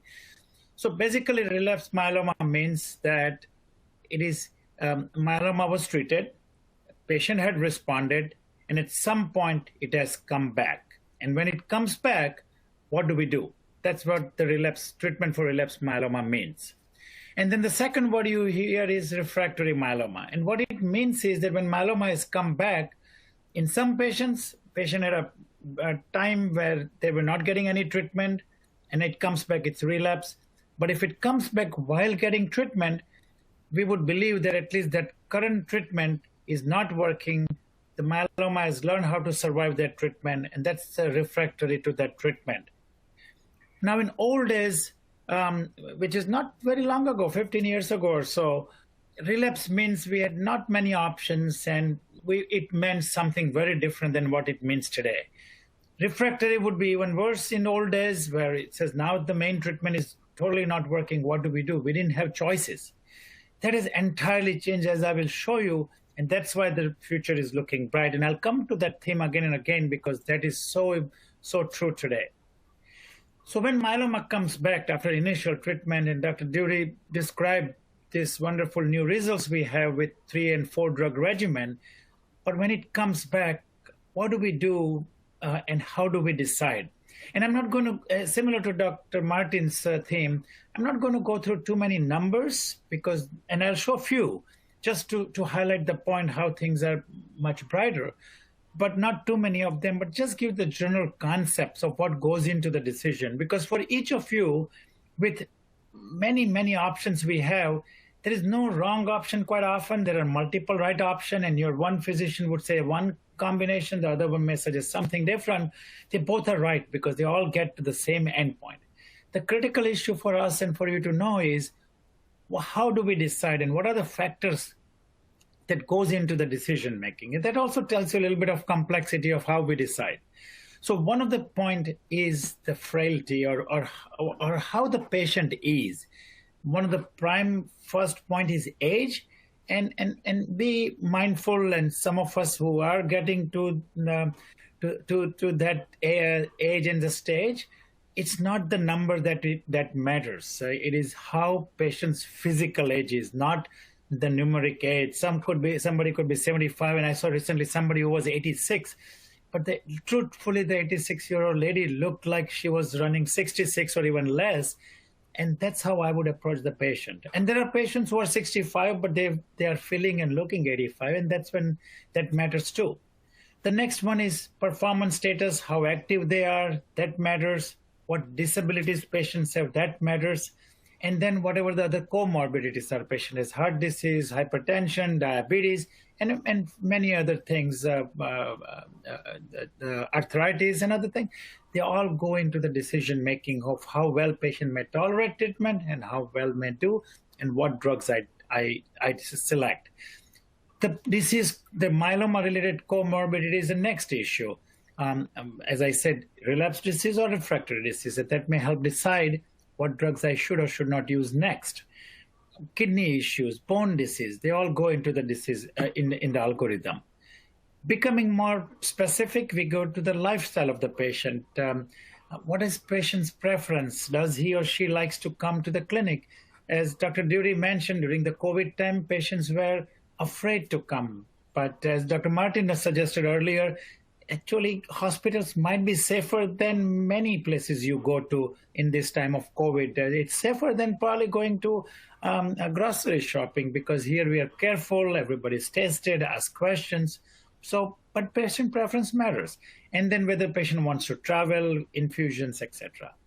Then there are two more pertinent points that we keep in mind when we select the treatment for relapsed disease.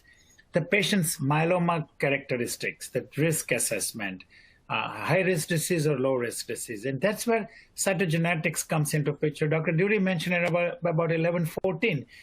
Yes, it is important, but in the initial treatment, as he said, we don't have to and we don't need to take it into consideration. But at a later stage, we do. So, for example, if patient has 11, 14 myeloma, when we're looking for a third-line or fourth-line treatment, that is very important because there is a drug that specifically works for those kind of patients. And over time, you're going to hear more of this, more subtype specific treatment that may come into picture. And then finally, and to all of us, the most critical point that is used to decide the treatment is the history of previous therapy. What did patient get last that now I can use to inform my next line of treatment? And you're going to hear that from me in the next couple of slides, that the previous therapy, the response and the resistance to it is one of the very important points that we keep. And so all these things are kept into mind with multiple endpoints. And I highlight this, and it is so true now, that we have lots of choices. So what are the choices we have? And this is the list of the choices you see. In fact, this slide was created literally less than a year ago, that we had 11 new drugs, now we have 14 new drugs. And so with all these new drugs, and I'll go through some of them in some details or some further clarification, the point is not anymore that we are going to extend life, which we fortunately are able to do very well, but also to maintain their quality of life. So the selection of treatment, selection of combination is based on, of course, improving quality of life, but also that patient can maintain their activity, they can do what they love doing and continue with their life's process, while of course needing treatment. And as we all talk about it, it's becoming quite often like diabetes. Can we cure diabetes? Not really, but we can go about your life with insulin and other drugs. So myeloma is beginning to be like that, and even at the relapse stage, we can do it. So now these 14 drugs, we cannot go through it. We don't need to go through all the drugs because they are very well described. But what I would want you to know is there is great hope with all these drugs we have. We have proteasome inhibitor as a backbone to start with, remains a backbone during the subsequent treatment of relapse disease. There are 3 of them. Ixazomib is an oral one. There are 3 immunomodulators, and these 2, proteasome inhibitor and immunomodulator, are the mainstay of our treatment. There are 3 of those: thalidomide, lenalidomide, and pomalidomide. They're all oral drugs. And then we have monoclonal antibodies, which is now actually the 3rd most important group here. Daratumumab is the most well-known. Ilotuzumab also is a longer utilized now. But the 2 new ones, isatuximab and belantamab, they're very important newer agents, a monoclonal antibody, which are being utilized in relapse setting. And then there are other newer agents which are utilized in combination with some of these 3 classes of drug. Panabinostat, usually with proteasome inhibitor. Expont inhibitor selinexor is also usually used with proteasome inhibitor, but also can be combined with immunomodulator. And then the alkylating agents are the oldest drug on the block, but they have their specific areas of utilization. Bendamustine, the newer agent melflufen. And as Dr. Martin in earlier answer to a question mentioned, they do work well sometimes in extramedullary disease. So this is where we may use it more often. And then there are older existing drugs, melphalan, dexamethasone, cyclophosphamide, anthracycline, etoposide. And these are older drugs, but in right combination with the newer drug, they are very effective in certain situations, and they are utilized quite routinely. And then the most exciting one is what Dr. Martin described, the cell therapy with ide-cel, and then many more newer drugs that are in the pipeline that I will discuss about. And to make the decision process complex and to describe to you the complexity is that there are 15 drugs and some more older drugs, and then we can have permutation and combination. And I'm not a mathematician, but we can guess there could be many permutation and combinations. And FDA has been very good partners with us, and a lot of these treatments are now in combination being approved at an earlier and earlier stage of the disease. So the drug that starts as the 4th and the 5th line, such as you heard about the CAR T-cell, it is now being utilized it will be utilized at an earlier stage of 3rd, 2nd stage, and then even in newly diagnosed patients. So treatments are moving forward because they are so very effective, well tolerated, etc. So how do we now do it, therapy of relapsed myeloma with all these drugs we have? We still believe, and there is data to believe, that the 3 drug combinations do provide better benefit than 2 drug combination. And we usually, the 3 drug regimen in relapse setting ends up with 2nd generation of the drug. So 2nd generation immunomodulator, 2nd generation of proteasome inhibitor, and similarly monoclonal antibodies. So you could see that when a patient who got, say, daratumumab RVD or RVD relapses, a combination that is really new to the myeloma is carfilzomib, pomalidomide, dexamethasone, just as an example. And there are many listed here. You could have daratumumab, pomalidomide, dexamethasone, or daratumumab with carfilzomib. And then we can use ilotuzumab, pomalidomide, dex. And the newer kid on the block is isatuximab, again with pomalidomide, carfilzomib. And I don't want to confuse you with so many combinations. The take-home message for you is that these combinations can be put together, and as I will show you, they are incredibly effective even at a relapse stage, and they can be used in some subsequent order. One of the message I would also want you to remember is that unlike old days, where when a patient relapses on one drug, that drug was out. The cancer has now learned how to survive. We don't use that drug, we move to the next drug. That's not true anymore because of how the new drugs work and how we combine. So for example, a patient may relapse on lenalidomide and bortezomib, which is usually the starting treatment combination, but both of drugs are still very valid subsequently in next line of treatment in combination with something else. So I can now combine, after patients relapsing on bortezomib and lenalidomide, to a combination of daratumumab or isatuximab with lenalidomide or with pomalidomide, but the same drug can be used again. Similarly, we can combine bortezomib with other agents, whether it is venetoclax, selinexor, or even Cytoxan. And so for you to remember that when somebody relapses on a drug, it's not that the number of choices are going down. We still may have as many choices as we had before because those drugs are not out of our algorithm. And then we decide based on whether patient was refractory to bortezomib or patient was refractory to lenalidomide. So if patient received this drug, bortezomib, and they relapse, we try not to give the same drug immediately. It's still available, but for next to next line, future line. So we try to pick agents which are not including bortezomib or lenalidomide. And then if we go to subsequent line of treatment where both patient is refractory to both, then we begin to use some older combination. And very, very encouraging news, we have a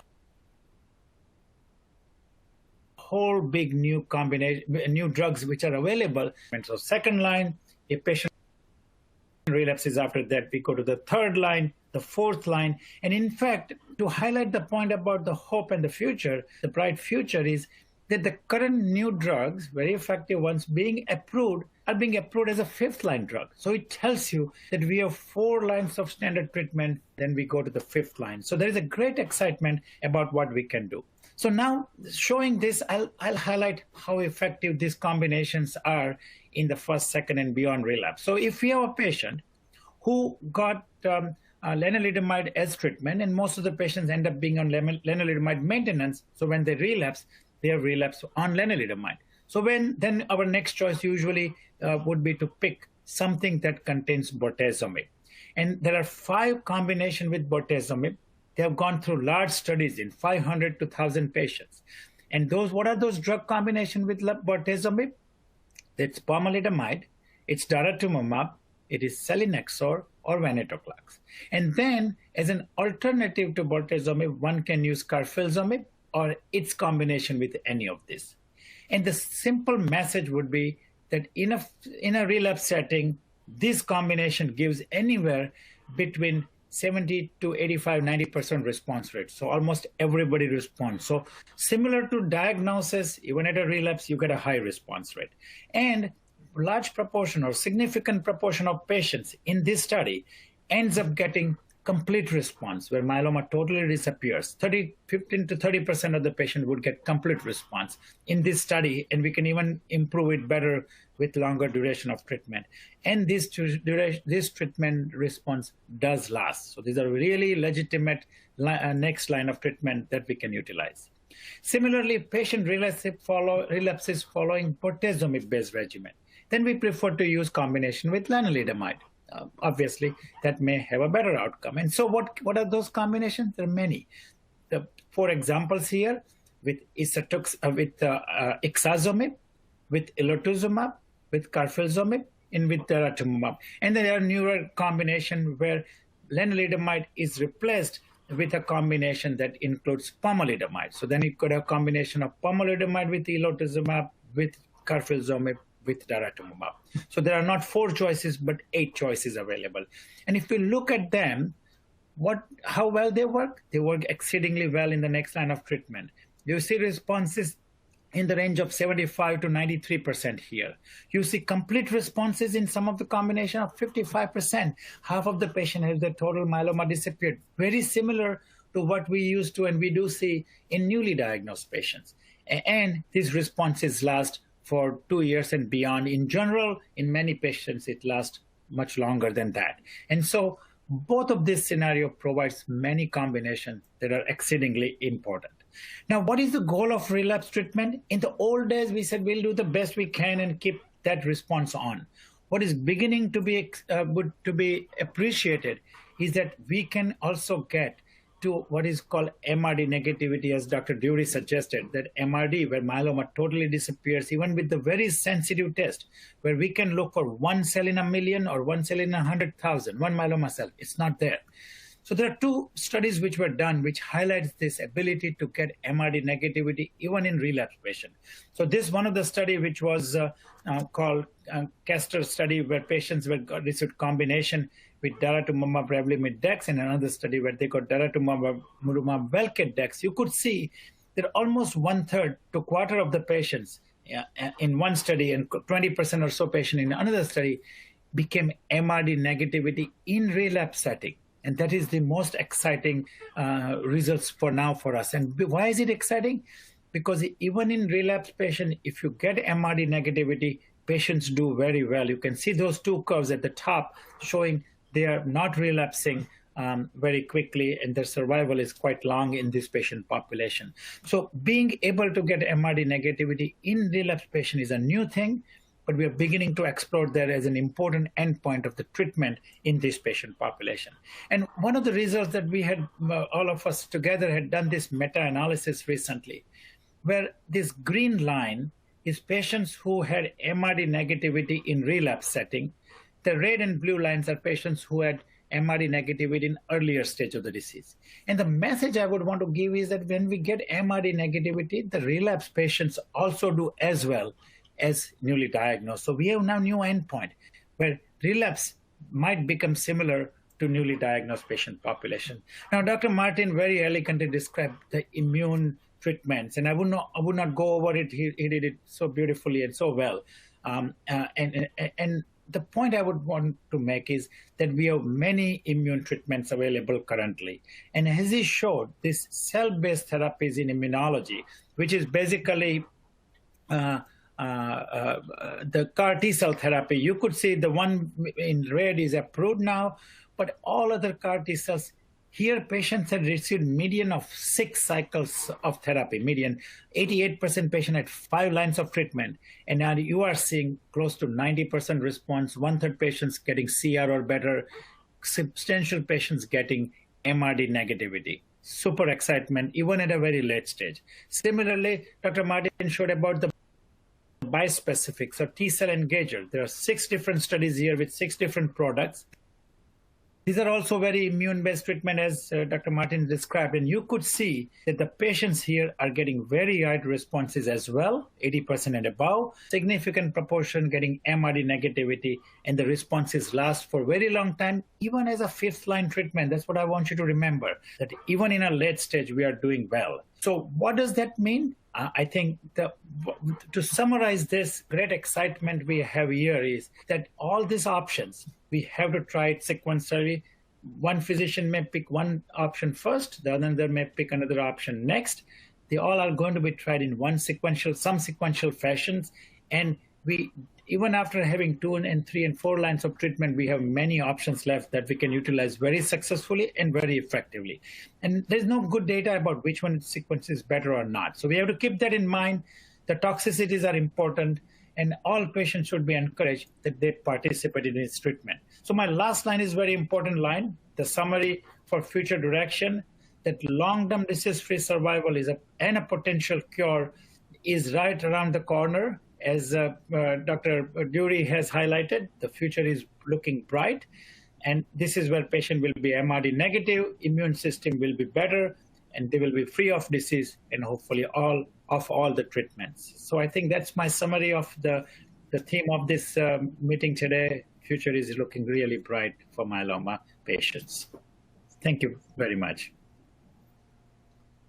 Thank you so much, Nikhil. So much promise, and these are very, very helpful details about which combinations can work well, sequencing, where we need to get more information probably.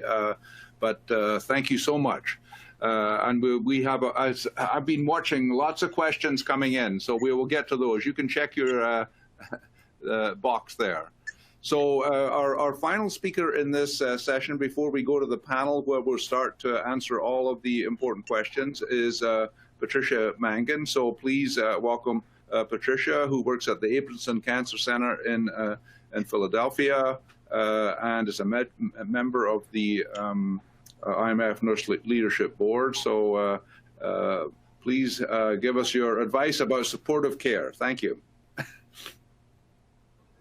Thank you, Brian Durie. And I really have a robust discussion here today in a short period of time. So I have been looking through some of the questions, so hopefully I'll try to address them as we go through this this topic of really, and I think, you know, just this slide really does highlight that you and your caregivers are really surrounded by specialists, subspecialists, myeloma specialists, your general oncologist that you see more routinely. And I know that through our discussion today, we have highlighted some of these things, but we also want to recognize that your primary care physician, your other supports in family and other patients through support groups are all very helpful. But tap into that resource and don't be afraid to ask, I think is an important part of this. You are not alone. You have a lot of support. And the next topic is really how to become better or empowered, I guess is a very important term on this slide, that these decisions are not based on just by your physicians that are caring for you. You really do play an integral role in your decision making. And so taking advice from your oncologist, community oncologists, as well as the myeloma specialists that are kind of summarizing the latest trials, as you've heard earlier in this presentation. And then just really allowing your providers to know what your goals are, what is important to you in your life. And there's always options. As you can see, just the list of therapies that we have so many options of therapy that are so helpful.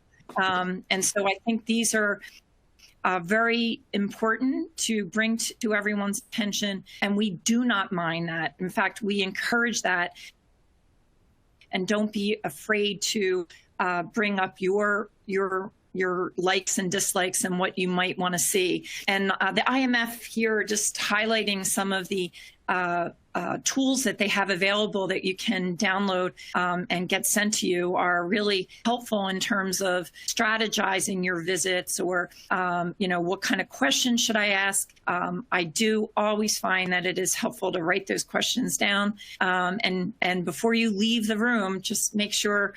And I love it when people say, okay, let me make sure I have all these answers answered and questions answered, and really write down those challenging questions that are on your mind, because the conversation is an important part of that. And so I really do want you to know that we do want you to bring these to our attention. And so nowadays, just ways to communicate with your team. I think telemedicine has been a tremendous advantage for those that can do that. And it's something that, as Dr. Durie had mentioned, getting your camera, computers working and things can be sometimes a challenge. And sometimes if that all fails, you just pick up your cell phone and have a conversation. But I think that we really are utilizing that more and more. But in the same vein, sometimes it's more important in certain discussions and time points to actually come into the office. And certainly if you're there for infusion or treatment, it is an important thing to have that face-to-face interaction if you can. Bringing all the medications, listing all the medicines that you're taking is helpful for us to understand that. And certainly most important is, what are your current symptoms? Don't hide, I do have a little touch of this or that, but I don't want to interfere with the therapy. I just want to stress that these treatments can be adjusted and still be beneficial, or hold for a few days or a week or so to allow your symptoms to improve, and then restarting maybe at a lower dose. So the more we know about how you're feeling, the more helpful that is to come up with a plan that works. So we do want you to speak up, as they say. Don't be passive. We encourage that. And I know Maddie mentioned she likes a provider that is comfortable with that discussion. And so if your provider is not fulfilling that, then maybe look for another provider. But I think it is helpful to really voice your concerns and your questions and have a family member present. And these will all be beneficial to you. And then this is really, we know that myeloma can cause, just the disease growing in you can cause symptoms. And so listed on the left-hand side of the screen are the various symptoms that people have where as the myeloma is growing in the bone marrow, there's chemicals or cytokines that are stimulating bone loss, or calcium leaves the bone that can cause calcium elevation in your bloodstream. As these proteins that are a large amount of monoclonal protein that we talk about circulates in the blood, it can gum up your kidneys, causing renal insufficiency. Sometimes anemia is a part of the growing myeloma in your bone marrow. It suppresses the normal hemoglobin production. And so people present often, sometimes because of the fatigue or weakness or side effects like that. But sometimes it's in a simple blood test that shows a little anemia in your CBC that stimulates that workup, and you're diagnosed with myeloma. But bone pain is another area that, from those bone lesions that Dr. Durie described, can happen. And those of you who have them, that sometimes with treatment and other supportive measures, that is controlled, but sometimes that is a symptom that can prolong or remain with you long term. And so it's important to, if you have those issues, to bring it up to us, and we'll do x-rays and things like that, and other supportive measures like bone strengthening medications and things. Infection, we know that myeloma, as it grows, it suppresses your normal immune cells. And so you have a tendency to have a higher risk of infection.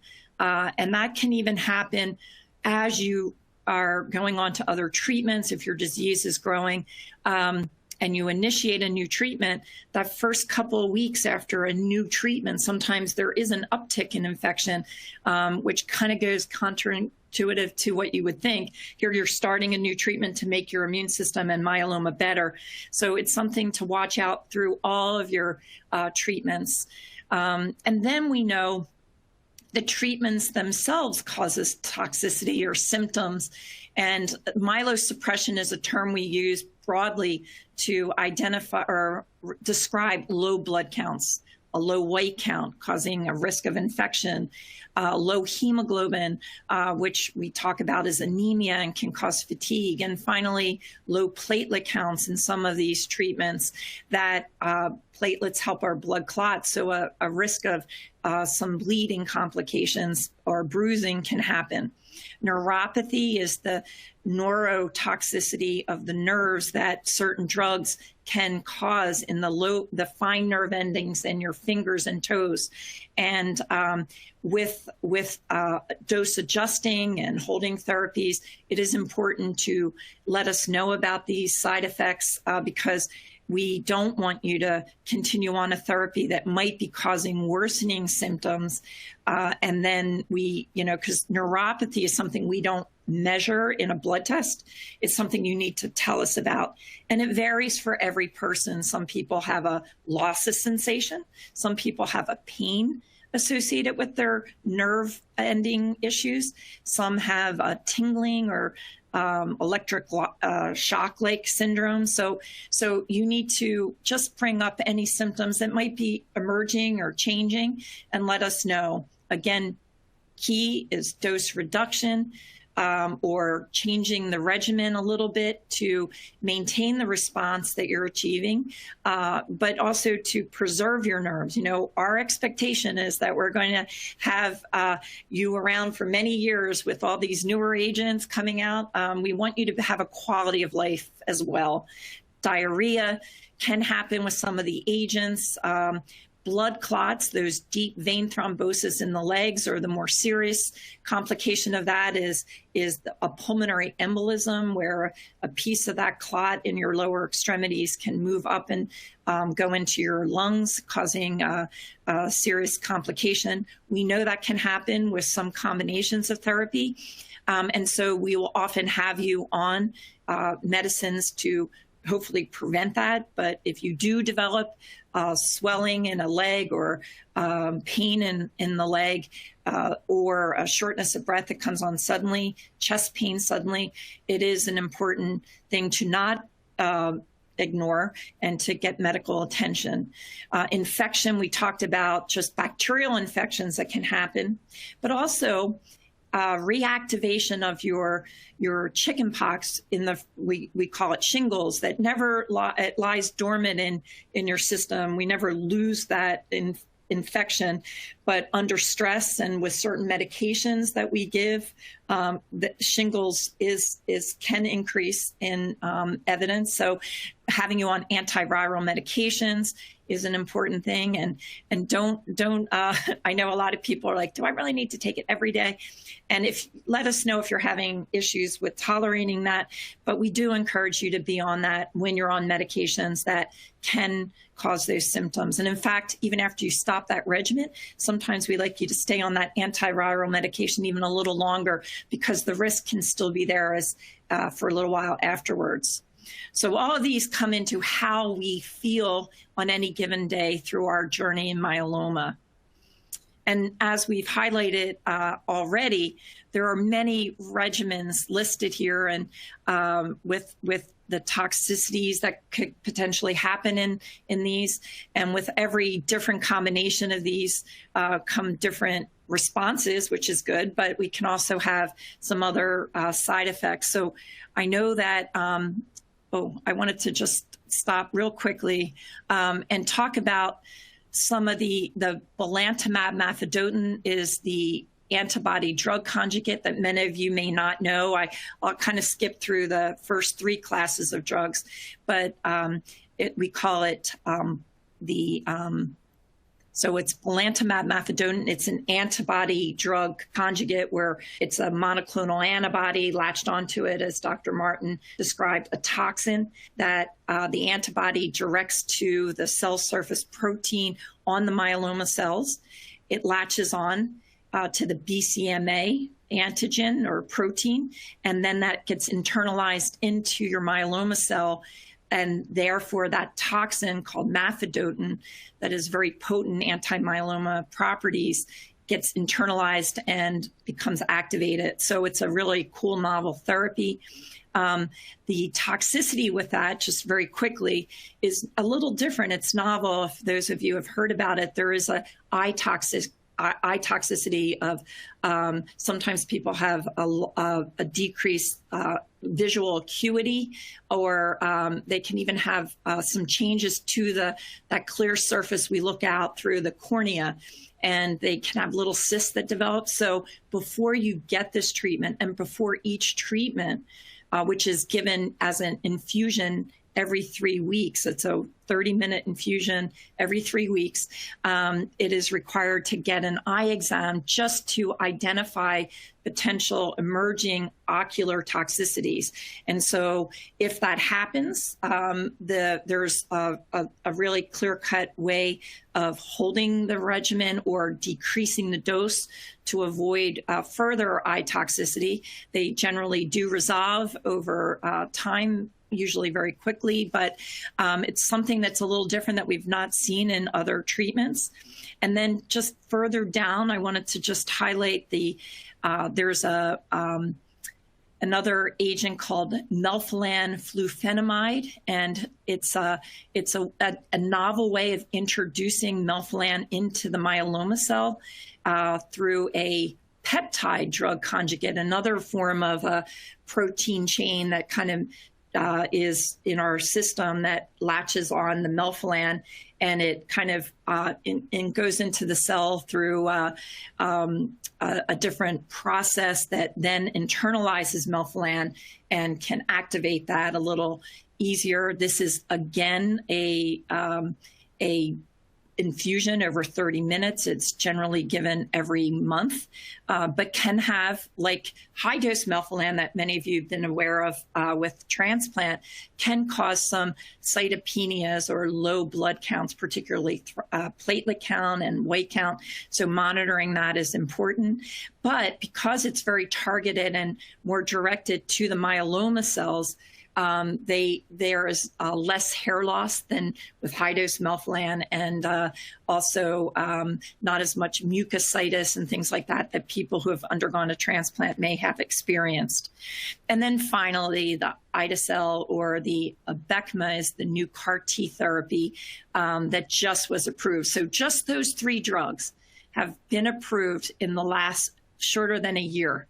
So it just gives you a sense of the robust pipeline of therapies that we have, and so encouraged by this. And just as Dr. Martin mentioned, again, just it is a complicated concept, these CAR T cells, but basically it's a personalized treatment. Where we take your T cells that might not be working as well, as they're not as competent as we would like, and it's a way of souping them up to make them more anti-myeloma. So the T cells come out, they get genetically altered to place on its surface. They squeeze a new, the T cells have receptors on their surface that circulate in our blood and generally go to areas of cancer or infection and eat them up. And so this is just, immunotherapy is a more targeted way of doing that. So the T cells come out, they get manufactured. This new receptor is a chimeric antigen receptor, meaning it has 2 parts, that, and it squeezes in between the normal T cell receptors on that cell. And it's very specific to a certain protein target on myeloma, which is listed here called BCMA, which is very overexpressed in myeloma and is thought to be part of the reason of how aggressively myeloma can grow.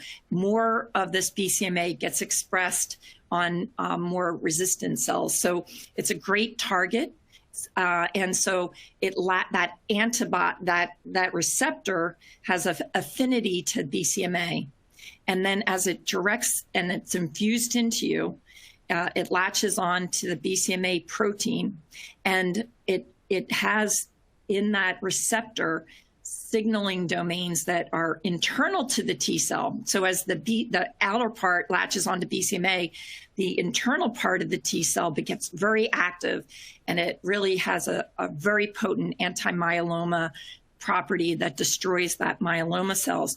And it's that construct, or there's different CAR Ts, and so they have different signaling domains and things like that. And that's where different side effect profiles happen and things like that. But that's a very robust way. And not only do these cells, as Dr. Martin mentioned, the amount of these T cells that get infused in that CAR T therapy, that one-time infusion, it really does have a persistence in the body over time, and it maintains over time to kind of, the term we use is it's a serial killer, where it stays in the body and continues to attack BCMA cells. So really quickly, what is it like for a patient to go through this? So, I think the indication right now is for 4 lines of treatment. and have had exposure to your IMiDs, the immunomodulating agents, the proteasome inhibitor, and antibody CD38 directed antibody. And so once you're getting close to that, and many people unfortunately do get to this phase, consulting a center that has CAR T available. And as we know, we now have, we've had clinical trials, but we now have this one commercially available drug. And so probably the best thing to do is to kind of connect even prior to that fourth line, just to be prepared and learn about this and get connected with a center is possibly a good idea. And then once that those requirements are met and you're deemed to be a good candidate for CAR T treatment, then we do that harvest. And that harvest, if anyone's had an autologous stem cell transplant, you go into the apheresis unit. You don't take any shots ahead of time. You just walk in. It's an outpatient collection over an hour. You put your arm out and they collect the T cells, and then they get shipped to the facility that's going to manufacture those T cells. And then you're done. At that point, there is a wait time while they're being manufactured between 4 to 6 weeks. And so it's during that time, if your disease is growing, that we use that bridging therapy is the term we use, where we want to keep you healthy and keep you well while we're waiting for the real treatment, the CAR T cells. So there's that's a discussion, and that can change depending on your status and what response you've had to treatment. So it's a way of kind of holding you in check while we're waiting for that manufacturing. Once the cells are manufactured, we administer 3 days, 3 days of treatment. We call that lymphodepleting chemotherapy. And that is done also in the outpatient setting of the facility where you'll be getting the CAR T. And then you have a 2-day break after that. And the reason we give lymphodepleting chemotherapy, remember, T cells are lymphocytes. So we want to clear out the lymphocytes you have in your system to allow those more potent and directed CAR T cells into your system, so there's no competing lymphocytes, so they have a more robust way of getting into your system. And then we admit you for the actual infusion, and we keep you in the hospital for a week to monitor for the toxicity that we highlighted already. But there's 2 main toxicities called cytokine release and a neurotoxicity. But cytokine release is as those T cells that are so potent latch onto the BCMA and start to activate your immune system to kill the myeloma cells. And many people may have had an infection or a significant infection of a high fever. That's the most common first symptom, is fever. And as these fevers can get pretty high sometimes, but that's why you're hospitalized and being monitored. There's different grading of CRS, we call it, where you could have a fever, but no other real symptoms. But if it starts to progress, we do see a very common kind of clinical picture of your blood pressure can drop a little bit. So it does mimic a pretty serious infection, but it's not, we rule out an infection. But if it's not infection, it's more likely the CRS. So low blood pressures can happen. You start to need checking your pulse ox. We see that your oxygen concentration is a little lower. So you're starting to need some oxygen support. Some people, if it progresses beyond that, might need intensive care support. But as Dr. Martin mentioned, there is an antidote for this, fortunately. And in fact, when the first CAR T got approved, the same day that the FDA approved the first CAR T therapy, there was an indication that was approved for CRS called tocilizumab, and it's a anti-cytokine or interleukin-6 inhibitor that blocks a lot of the cytokine release, much of it. So we've gotten very comfortable, and in fact, you have to have 2 doses of that on hand before you even infuse the CAR T cells. So you're in the hospital, we have the antidote available if you need it. Some people don't need the antidote. They might have a little fever, but it doesn't progress beyond that. But we've gotten very comfortable with when you start to develop, it's getting a little more significant, your reaction to this, we might infuse that tocilizumab.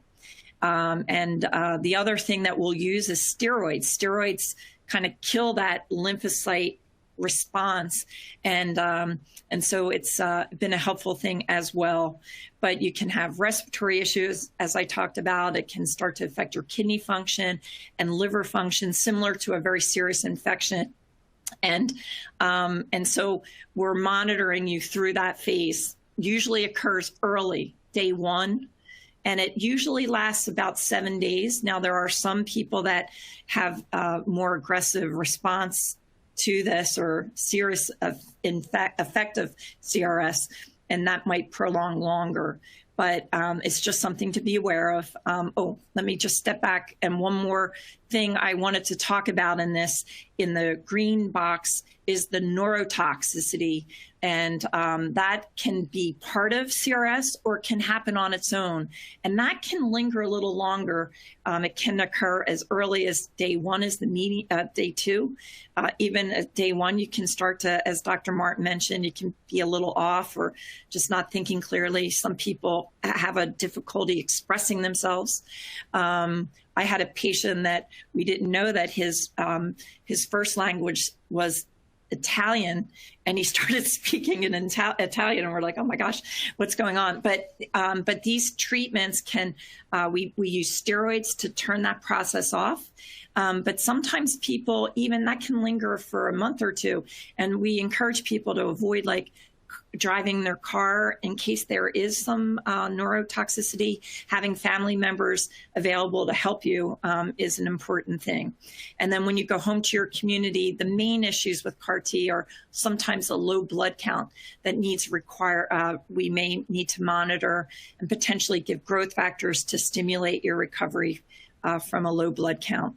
And then just very quickly, as we had discussed earlier, just the pandemic, we're very much aware of the stress that you and your family have been under, as well as the healthcare team.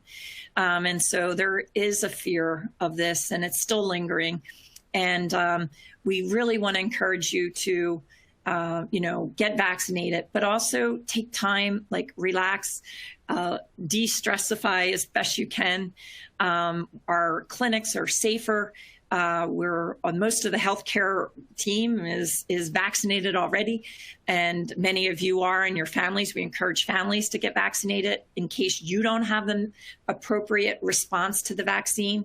Maybe your family that have a more intact immune system will have a better, robust response to the vaccine, which will help you.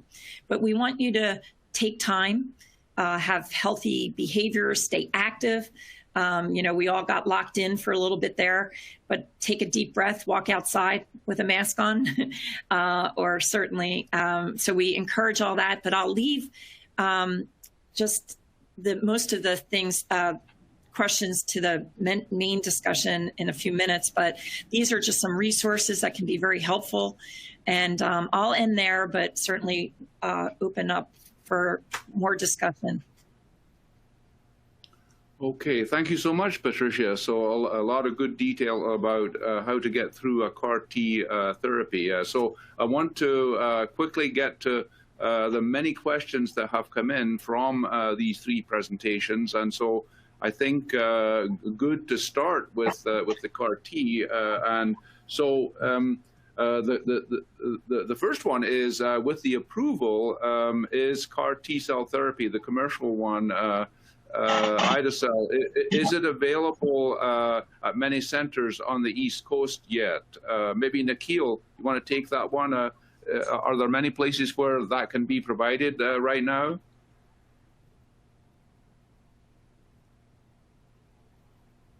Oh, Nikhil, are you still there? Maybe. Sorry, I think I was muted. Oh. I think I'm just unmuted. What I was saying was that most of the major centers on the East Coast are beginning to have the commercial product being available. I don't think anybody's treated yet because it needs the setting up of the insurance and this and that.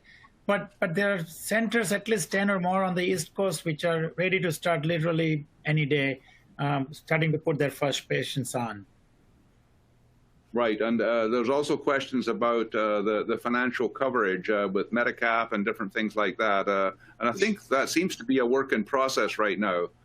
Yeah. Yeah, totally correct. Work in progress. I think it looks brighter because lymphoma already has a precedence of having that approved. So I think the myeloma approval will be quite soon and should be not very big troublesome process.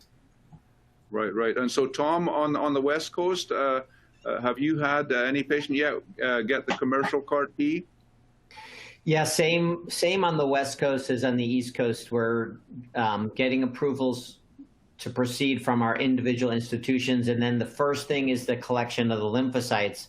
And it'll be 5 weeks before you infuse the cell. So the first cells will probably be infused, 4 to 5 weeks from now on the commercial product. And the same thing in terms of the insurance thing is a lot of our providers or a lot of our insurers have already, assigned agreements with UCSF or other centers on the West Coast that will just translate into the same agreement from lymphoma to myeloma. So it should be pretty rapid in terms of the insurance approvals. And I think just to add in, I think they do require like organ evaluation, echo and pulmonary functions and some viral titers that can get done. And that kind of quickens the submission to the insurance company, just so you're aware that we will ask you to do those tests ahead of time. Right, very important. And then a number of patients are anxious if the CAR T cells might work well for them, particularly patients with high-risk chromosomes. One patient with a 414, I would imagine similar for 17p. So what information do we have specifically about high-risk chromosome patients? Yes, so it's interesting because we are going at the myeloma cell in a different direction. Right. Kind of not considering what's happening on the inside of the cell with all the chromosomal abnormalities, but really what's on the surface of the outside of the cell. And no matter if it's high risk or standard risk, they tend to have the same abnormalities or the same proteins on the outside. Now, the one thing that Dr. Munchie found out is some patients who have the 17p deletion also have deletion of chromosome 16 and may not have BCMA expression, but that's a very, very small right now, noted in a small number of patients. But right now, we don't think that these high-risk cytogenetics and FISH findings are going to predict responses to CAR Ts.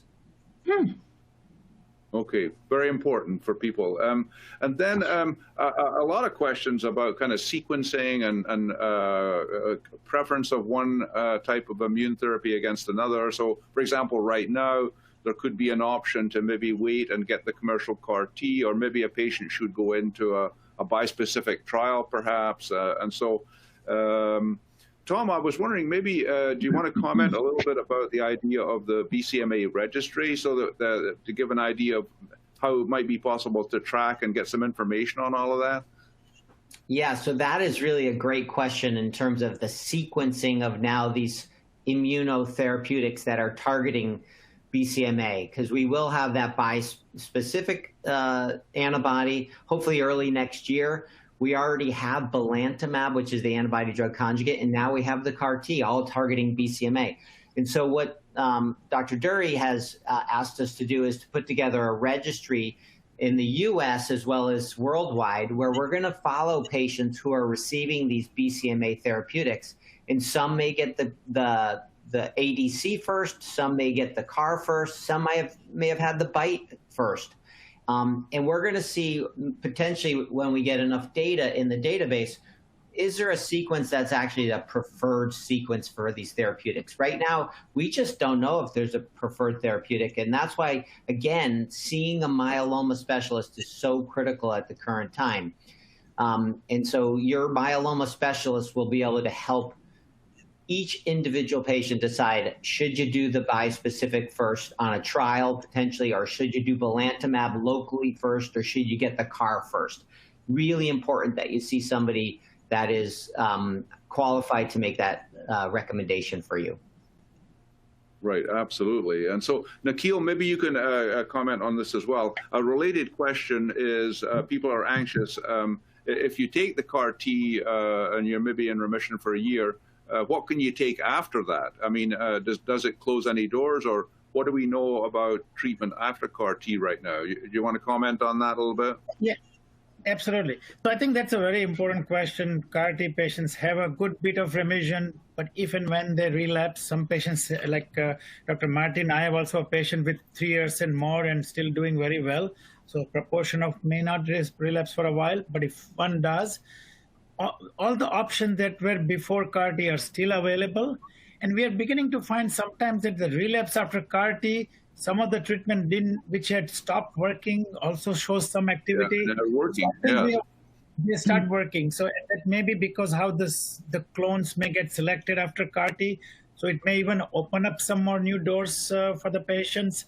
And there is also data that when you relapse from one BCMA-directed treatment, say BCMA CAR T, you still may have a good chance of responding to another BCMA-targeting drug like belantamab or the bispecific. So all the options available before, and maybe even some more, may be available after relapsing from CAR T. Absolutely, yeah. So that would include, there was a question specifically about daratumumab, but it seems like maybe it would be worth to consider. Maybe it could work again after. Yeah, with the right immunomodulatory combination. Yeah, absolutely. Absolutely, yeah.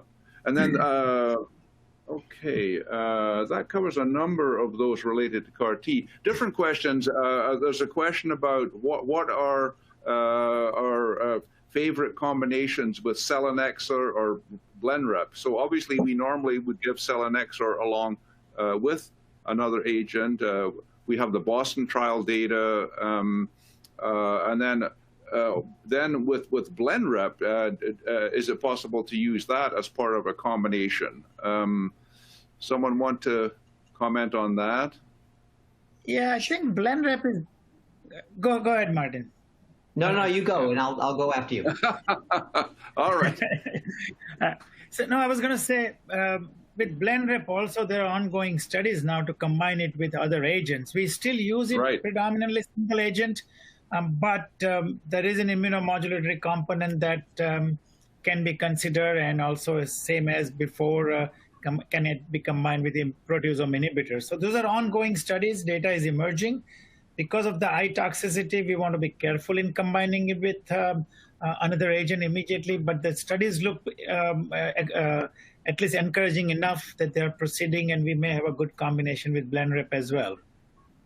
Right. There was some encouraging data with Blenrep plus pomalidomide that were presented at ASH, for example. Seemed quite promising.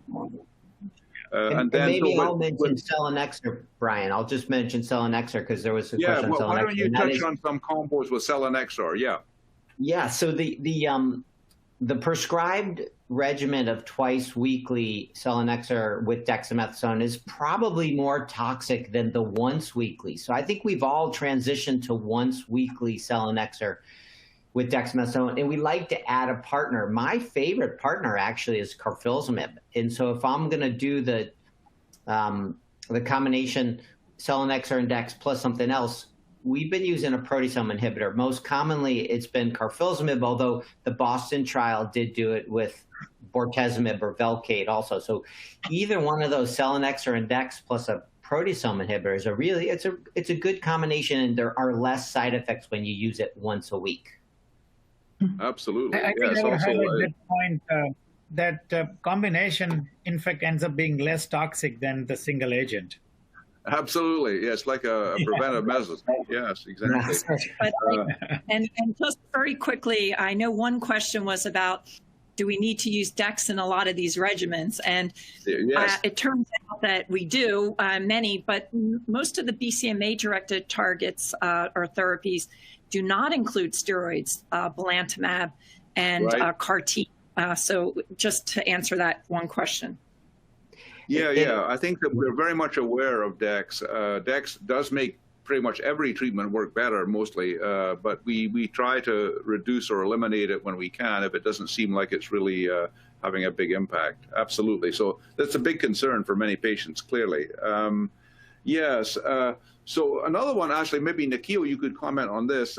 One patient is confused. The doctor told him he was in a remission, but he was not MRD negative.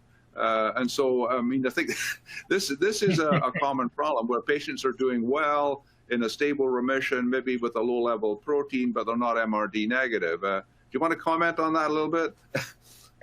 That's a good and tough question. So yes, we want patients to get MRD negativity. However, there are many patients who have not reached MRD negativity but are doing well for a prolonged period of time. So if somebody has been in a good remission, not MRD negative, but being maintained, at that point, 2-3 years down the line, I would not add anything to get him into MRD negativity. Right. I would just maintain him on the current treatment, which can go on for many years. And we all have many patients like this where somebody has a little bit of protein or even just CR, but not MRD. Right. Absolutely. I don't know what happened there, Nikhil, but anyway. Negative has remained in CR for a prolonged period of time. So Maddie, you popped up. I'm happy for you to comment. Did you see some questions where you would like to make some comments? Can I just, to the last point, I'm one of those people who was CR for years and years and years and finally became MRD negative, but just 2 years ago. So, so that was my 18th year of doing very well. So, and not having a regimen change. So what I found interesting is that one can get deeper and deeper into a remission, sometimes without adding anything. So. That's right.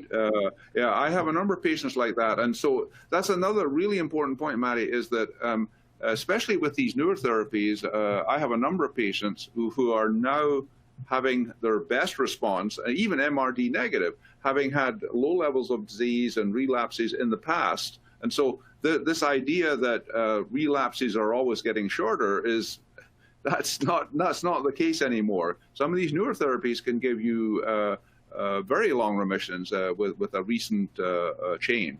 Yeah. So Brian, I don't know where I lost or you lost me, but one point to make for everyone is that sometimes a myeloma can get into an MGUS-like situation, so to say, and that MGUS may remain, or smoldering disease can remain for long periods. So those who have not gotten MRD negativity still has recent protein, they can think that they are now in MGUS state for long period. Absolutely.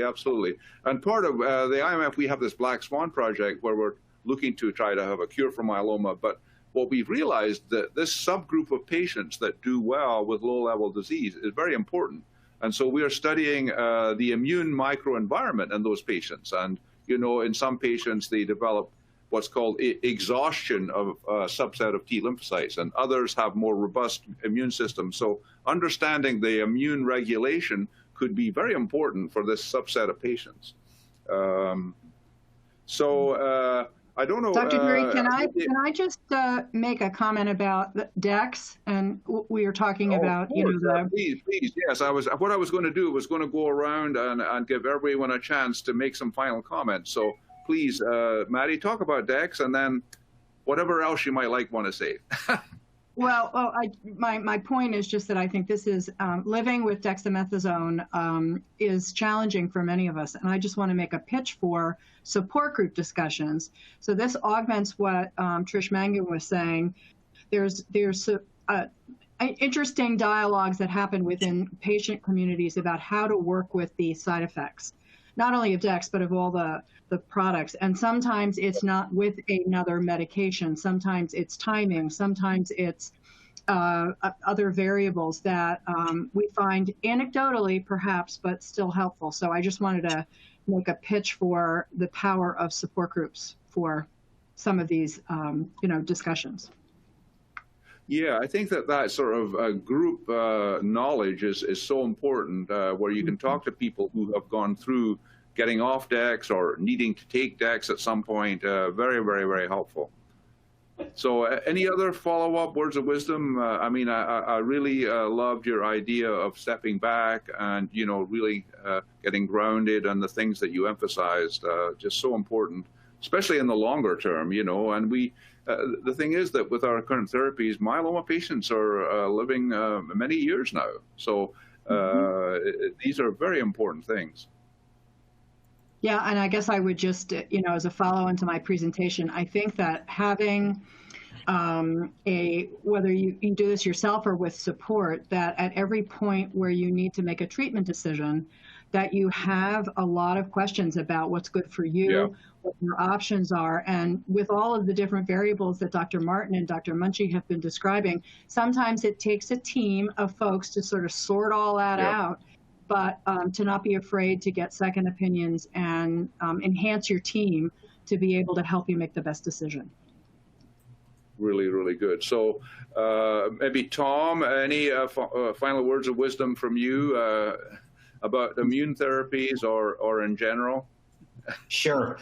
And that is, this is such an amazing time right now. I think of it like my kids, I have twin boys that are 15, and every year it gets better and better, and they get bigger and bigger, and we have better discussions. The same thing has happened with myeloma therapeutics, where they're getting bigger and better, and it's really amazing. And what's going to happen in the next 5 to 10 years is going to transform what we do for myeloma therapy. And it is important that, you see a myeloma specialist so that they know of everything that's going on and make the best plan for you. And these conferences are awesome because you learn so much on it, but we make a lot of general statements, and all these general statements might not be applicable to you, and that's why it's so important that you get a feeling for you with your team. As Maddie's been saying, get a team, get a plan for you, the best plan for you. There's a lot of things that go into the decision, and good luck, everyone. It's really a great time. Mm-hmm. Right. Thank you for that. And there's some questions about, finding a myeloma specialist. And this is a delicate thing for the IMF. Obviously, we are aware of specialists across the country, but we certainly do as good and neutral a job as possible to try to guide people to try to get the best advice that they can. And so we're certainly glad to try to help with that. Nikhil, some thoughts from you? Yeah, no, I would echo Martin's point about the bright and really great hope we have now that we have more drugs. And if what we talked today was complex, it's going to become even more complex. And that's a positive message, because we have lots of very effective new treatment. And we literally, I believe that we are curing patients even today. We are just not saying this. We are not bold enough. But some of the effort you lead in collecting data is going to show us that, and we can only expand on the proportion of patients who would be cured, and we'll have to worry about other diseases than myeloma, and being healthy and remaining healthy would become the critical element. So I think it's a great time to be working on myeloma, and we have a great, bright future ahead for treatment. Thank you so much. Yes, fully agreed. And Patricia, some final comment? Communication. I think because of the complex decision-making and options that are out there, I think communication is key. Feel comfortable to discuss all your concerns and things. So, I think that's great. And the other thing is that even though these therapies sound very complex and things, there are some that do require some treatment at a facility that, can manage a CAR T infusion and things. But most of these advances can be done locally and with communication with your specialists as well. And I think that's an important aspect to this, that there is therapies that are very easy to be given close to home. Thank you so much. Yes, and so my final point related to this is that these webinars are very important, and I so much appreciate everyone's willingness to participate and get this information for patients. And we do want to, and we try to answer questions. We didn't cover all the questions, but we have them here, and we will be following up and try to cover. We have questions on curcuma, and we have questions about how much Zometa can you take, a lot of different day-to-day questions, which are quite important for individual patients. And so we will try to get back to you about those particular points. So I'd just like to thank all of our speakers for participating. Thanks to everyone for joining, and we just hope that you got a lot out of it, and there'll be more to come. So enjoy the rest of the day, and have a great weekend. Thanks to everyone. Thank you so much. Right. It was a pleasure Thank being you. here. Thank you. Bye-bye. Thank you.